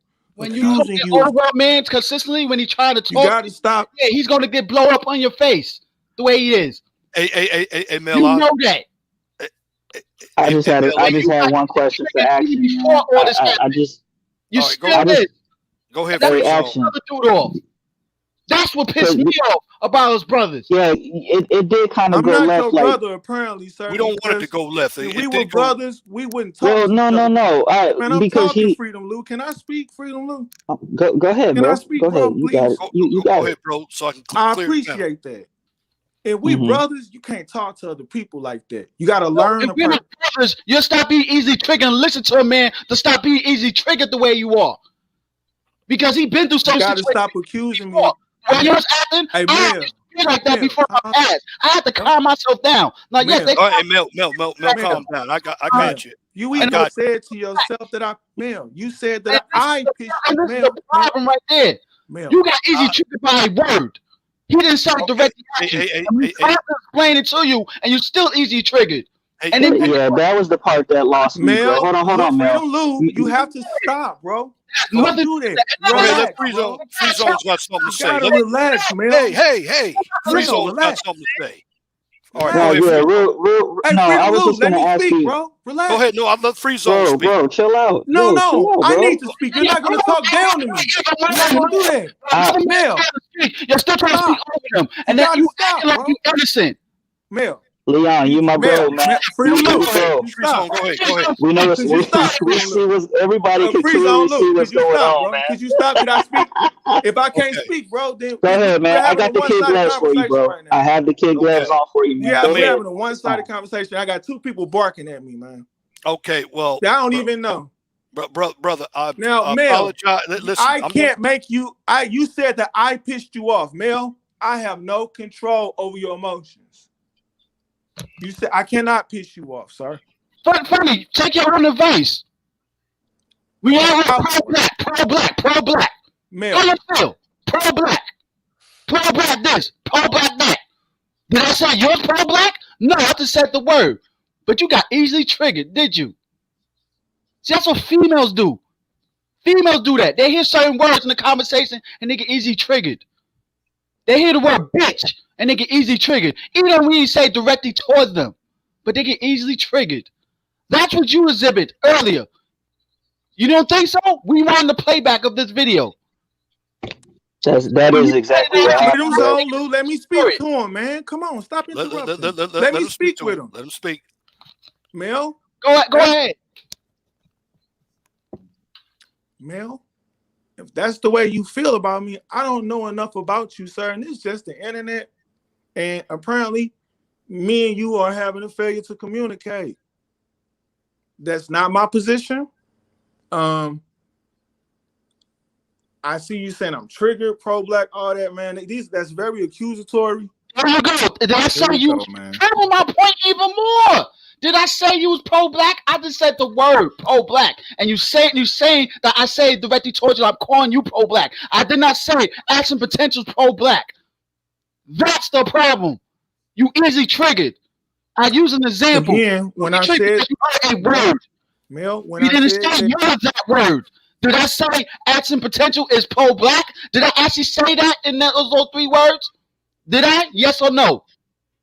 Mel, when I said that you said Mel, when I said that you said am I easily triggered, Mel, you ignored that part. It's pro-black. You ignored the part about that was a yes or no question. You ignored the part. Answer questions correctly. Did I say action potential is pro-black? You are ignoring the part that you accused me action of being potential is easily triggered. pro-black. Yes or no? Mel, you accuse me. Yes or no? Answer the question like I said. You have to allow me to speak, Mel. No, you're saying a bunch of excuses. I said the only one you have to allow me to talk, bro. You can't keep Did I say barking at me. I can't do that. Yes man. or no? You can't do that, man. I'm trying to have a conversation with you, and I shouldn't be stressing myself. I did not ask a whole conversation. I don't want to stress myself. Just say yes or no, bro. Yeah, just say yes or no. Answer the question. Just answer the question, bro. It's pro-black. Mel, you have to stop talking for a moment, bro. It's not that hard. All right, Mel, let him answer the question. Let him answer the question. Go ahead, bro. Ignore the fact that I said that you are accusing me of being triggered. There you go. Mel, I just asked you, did I say action potential is pro-black? Mel, you have to stop. You said I called you pro-black. You said I called you pro-black. Can I talk, Mel? Did you just say I called you pro-black? I did not say I called you pro-black. So I said I can't have a conversation with you. Did I call you? No, it's not a conversation. It's a simple yes or no. You out of this. Step out of the room, please. Did I act? I was up here before you. You just came up here, man. What the hell? I was up here first before all of y'all. No, you got somebody said. Hold on, no. Let me tell you what happened. Can I talk to you for a moment? He said somebody said pro-black and he left. Just make your last points and talk. Can you drop them down for a moment and I'll talk to you and make my last point? No, okay, hey, real quick, man. Hey, no, I don't want to talk to you, Freedom Zone. I'm not talking to you. I'm giving my last words, bro. I'm giving my last words. I'm trying not to even have to meet you. I'm trying to just trying to get my last words so I can hop off, bro. I'm trying to never have to know you, Free Zone. You see what I'm saying? Let me talk to Leon, bro. He's trying to make everybody else the problem, and it's him. It's clear that it's him. Brother, actually, just give me your last words. So I can clear this. Well, every time I try to give my last words, Freedom Zone Lou and Mel. Okay, they're muted. And when I want to hear your. When I came up and say, "Let me talk to you," they can't even hold their horse. I'm out, yo. He the one that's tripping. He the one that's tripping. Bye. See, like I said, they're accusing me of being triggered, bro. Okay, let me hear your last words, brother. Free Zone dropped out. Good. They're accusing me of being triggered. He ignoring that. He want to harp on the pro-black because that's a hot topic for him. he ignoring the fact that I say, why you saying I'm triggered, bro? How you know my emotional disposition? My camera ain't on. I ain't never talked to you before. How do you know my emotional disposition? You don't know anything about me. But you so accusing. Right. See how you cut me off again? All right, hey Mel, don't cut him off. Let him so we get his last words in. You telling me, hey man, these are some good guys. And then when I point out the fact that, hey, he's gonna go, why you keep harping on this pro-black thing? Why even bring it up? Okay. And then when I point out the fact that I'm really more trying to figure out why do you think I'm triggered? You're saying that because you're attempting to trigger me. Because you probably see me on the panels in the past get triggered. And what you don't recognize is I've matured and I see what you guys are doing online. And it's very unnecessary. Somebody said in the chat, they asked a question. How many of y'all up here ADOS? I actually agree with that terminology about being a descendant of a slave, because I understand that the terminology slave, its etymological root comes from Slavic. See, the Slavic people were enslaved by the Roman Empire. They were the countrymen. They had to bow to the lords of the land and pay a tax. Who else gonna protect their crops, right? Well, no police force. So I understand the terminology of Slavs or slaves. You would have to work for your freedom. Even biblically, we see that in the Bible. Now, the terminology slaves is being misrepresented. Sometimes people use that word slave in an inappropriate way. And we can't, some people, Leanne, are not mature enough to have that discussion. So when the young lady brought up the terminology slaves, a lot of these are first-generation Africans, first-generation Islanders, second-generation Islanders. Well, some of us go back 8, 9 generations. Okay. Some of us are of the copper-colored natives. It wasn't just pale natives here. There were copper-colored natives. Choctaw, Seminole, Chickasaw, Kanska, some Shawnee and Pawnee, the Queen Khalifa from West California. And when we start talking about this history, people say, oh, you sound pro-black. But I understand who Johann Blue Man Back is. Do you, Mr. Leon? No, I'll be honest. I know you don't know who Johann Blue Man Back is. I don't. You don't know the origins of race and its classifications. You only know the superficial form of race. No, but I can go because I can go and study it. I mean, I can. Yes, sir. You can. You should. I mean, and I'm giving you a name. His name was Johann Blumenbach. He was a German naturalist, and there was a competition between people like him. Yeah, let's bring him up. Now we're talking. See, when we talk about race, we look at it from an artificial construct today, because during its inception, when we talk about the origins of race, they had no idea. Mel, let me talk. See that, Leon? See how I'm digging in there? And now people want to silence me? See this? Y'all ready? Yes, go ahead, bro. You see that, Leon? Because now I'm talking about something intelligent and thick.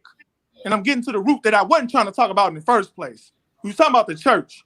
And I was focused on just that. But let's get into it. Let's pull up Johann Blumenbach. It's spelled Johannn. Blumenbach. B-L-U. We don't care about this stupid ass history you're giving now. I know you don't care. You don't care about facts. I don't give a shit. You don't care about facts. You don't care about where the concept of race came from. Period. Yeah, you don't care. I don't care about that. Guarantee most people in the chat don't care about it. I'm proving the point right now how easy triggered you was when Lou said pro-black. How do you know I'm triggered, bro? I don't even know you. Blah, blah. You I'm gonna raise my family and take care of my kids. Now. A man on the internet cannot get me out of my emotional. All right. Listen, okay, everybody, brother Potential, you made your point. No, I haven't made my point. And I would like for you to pull up Johann Blue Man back, so you can kind of understand where I'm going. See, race is an artificial construct. During that concept, how do you spell it again? Johann Blue Man back. Can you mute him, please? Please mute him. Can I speak, man? Black, please. You had your time to talk, about this history lesson right now, man. And we actually trying to talk about something intelligent. Nobody cares right now. This was not even. It was a yes. So what is this? A hood podcast, Leon? No, it's not a hood podcast. The guys look. These guys are pretty intelligent guys. Well, if he's intelligent, then he needs to stop calling names and racing facts. You can't even answer a damn simple question. Listen. Like I said, We came up here to talk about the church, and that's what I'm gonna focus on. We talked And it's about cool, that. Leon. I was having a conversation, man. Yeah, but And we're not basically, going to I'm go bringing off. up Johann Listen, Blumenbach I'm not for a going off reason. track talking People are about yelling anything at else. me. People yell, race is a factor in the black church, and people are Well, yelling at me because, like in any other situation, I'm being yelled down because I got my information straight. Okay, I got my information straight, I Leon. understand that, bro. I understand And that, I'm here to tell you, you got your screen pulled up, and we should stay focused, man. Let's stay focused. Let's We're pull going to up stay focused. All right, Johann Blumenbach. make your last. No, I'm not going to go into Johann Blumenbach. We'll do that next stream. Leon. Okay, well, no, Leon. so no, we'll stay right on this topic, and we're going to conclude this stream, bro, because I got stuff to do, and I do too. And that's why I don't want to be yelling at people online, and I'm respecting what you're saying. And it's like, okay, we don't have to get into that. All right, we'll do that next time. But brother, we don't know. It might not be a next time for me. I may come back and listen to you, bro. I don't have anything against you, Leon. I was having a great conversation about religion, and as you can see, that's what the topic was about. As you can see, I'm well versed in my studies, and these are people that are first and second generation.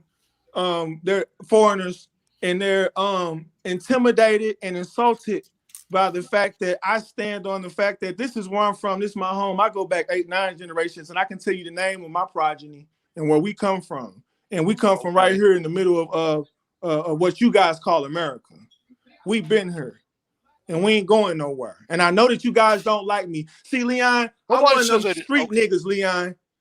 When I go in the hood, I got brothers down there. They can't read. All they know how to do is sell dope, man. They don't stand a chance, Leon. Brother, I appreciate baby daddies, baby mamas, everywhere, bro. These dudes got problems, mental disabilities, learning disabilities. They ain't got no hope, Leon. I heard y'all talking about why you think I'm online. You think these dudes that I hang around with in the streets every day that was raised around me, I know they families, I know where they from, and they not from no Jamaica, Africa, nothing. Oh, I know you got a football I team know to where my people from, and when I'm in the hood, Leon, these dudes don't have the intellectual capacity, bro, to even get on the internet and debate y'all. They don't even know y'all exist. And so I when I try to turn my brothers out to the manosphere, they're kind of not interested in it. They kind of see it as lame. You know what I'm saying? But I do try to show brothers, you know, Obsidian and stuff like that. I try to show brothers, you know, hey, look, check it out. There's some dudes on the internet that's kind of saying some stuff about the things that's going on with male-female relationship, but a lot of them don't got the attention span, Leon, to keep up. They gonna get on the internet and look at girls twerking and violence, and it's really hard to navigate and to steer them away. Well, the other two were down, bro, and I'm gonna go ahead and conclude this, bro. All right, Leon, you ain't serious, man. It was a very great in the beginning, but I see that.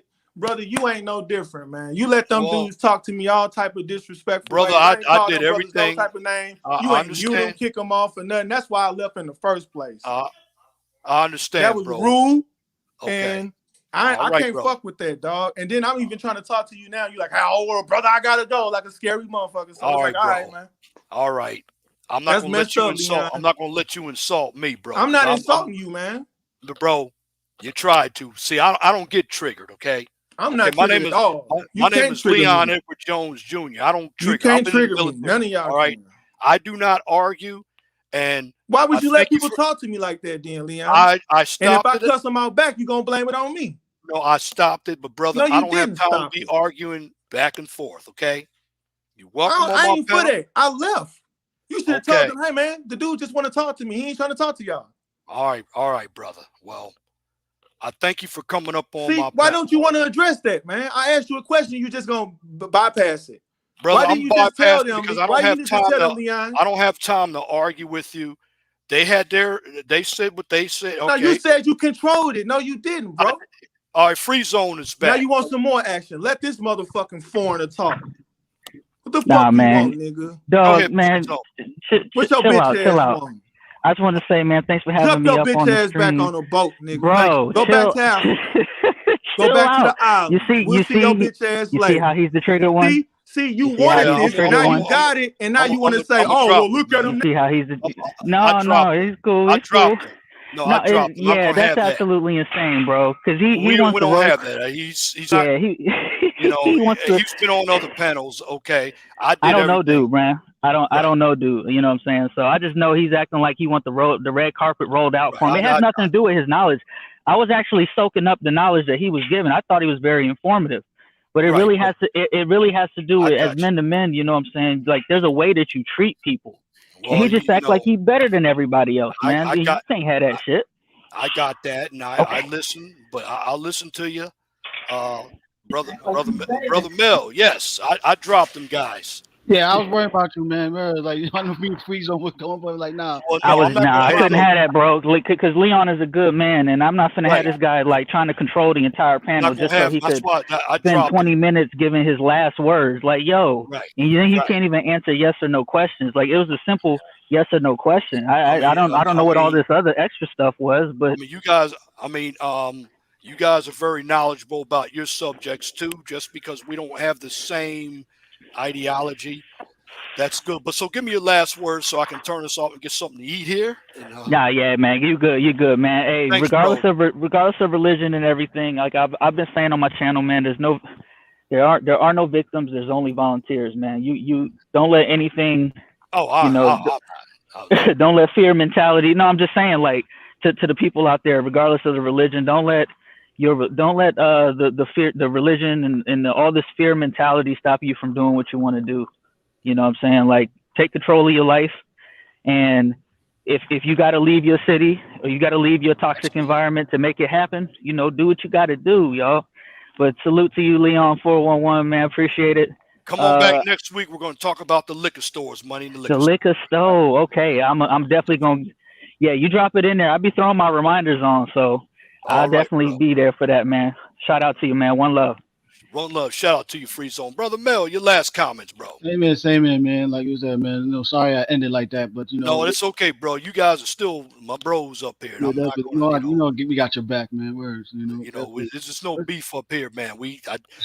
Even my lady up here said, I gave him opportunities, and I'm not going to talk. The brother was throwing some good knowledge. From his point of view, his story. He gave his point of view. I hear everybody's point of view, but if you're not allowing anybody to hear your point of view, that's one thing, and I don't tolerate. So I finally had to let him down.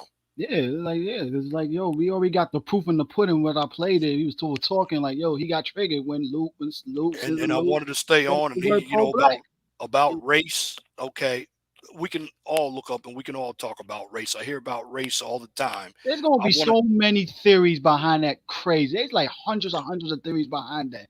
I'm at this point. I don't care about all the theories anymore. I'm coming to my own conclusions to run my own life, because at the end of the day, I'm in charge of my own life, my destiny, how I run it, period. And whoever I want in my circle. Right. I don't control what happened in my past. I don't control what happened to my ancestors in my past whatsoever. I wasn't there and stuff like that. What happened, whatever origins, whatever the fact is, I'm here now. That's my focus right now. I'm here now, and I'm focused on my outcomes right now. Yes, sir. Exactly. So, other than that, man, just like you were saying, man, church is not a bad thing and everything. Some religion is not a bad thing, but just do your research and due diligence as always and everything. That's the whole point. Be very aware where you give your money to and all that stuff and everything. Especially the whole point, main focus is pay yourself first. You come first always and stuff. Don't let nobody shame you what you should do with your money. Other than that, enjoy your football game, your dinner and everything. Peace and blessings. All right, bro. Thank you for coming on up here, my brother. Wow, and I apologize, audience. Normally we don't have that. This is why I take the Brother Nate's philosophy, have like-minded people, whether it's an echo chamber or not. We have good people on my panels, and next week we're going to talk about the liquor stores in the African-American community. But again, thank you for listening to the content we had on today's panel, and that concludes this edition of the 401 Talk Zone Radio Show right here on YouTube. If you like what I presented, please comment, share, and subscribe. And if you're looking for some educational material, science, technology, engineering, and math, check out my other channel, The Mind of STEM. On that channel, get a daily dose of science, technology, engineering, and of course, math. And if you can't find me on YouTube, when it comes to the 411 Talk Zone radio show, you can check me out on Twitter. When it comes to my Mind a STEM channel, you can check me out on Twitter and, of course, LinkedIn. Again, come back next week. We're going to talk about the money that is spent on alcohol in the African American community, of course, some other subjects as well. But at the end of the day, I'm going to leave you with this. Be blessed for what you have. Don't worry about what you don't have. Always know that the sun rises in the east and sets in the west. And again, when it comes to what is delivered on this platform, if it doesn't apply, let it fly.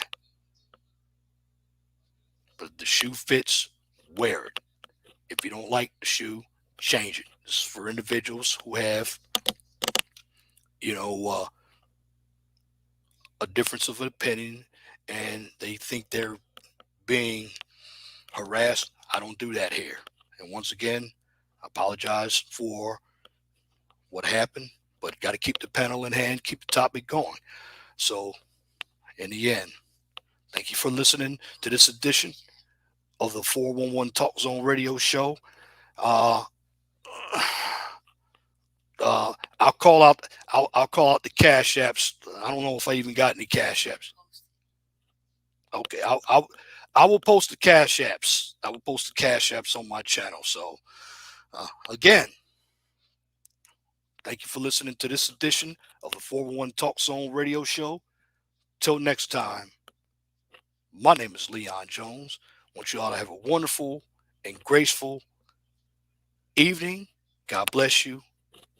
I'm out.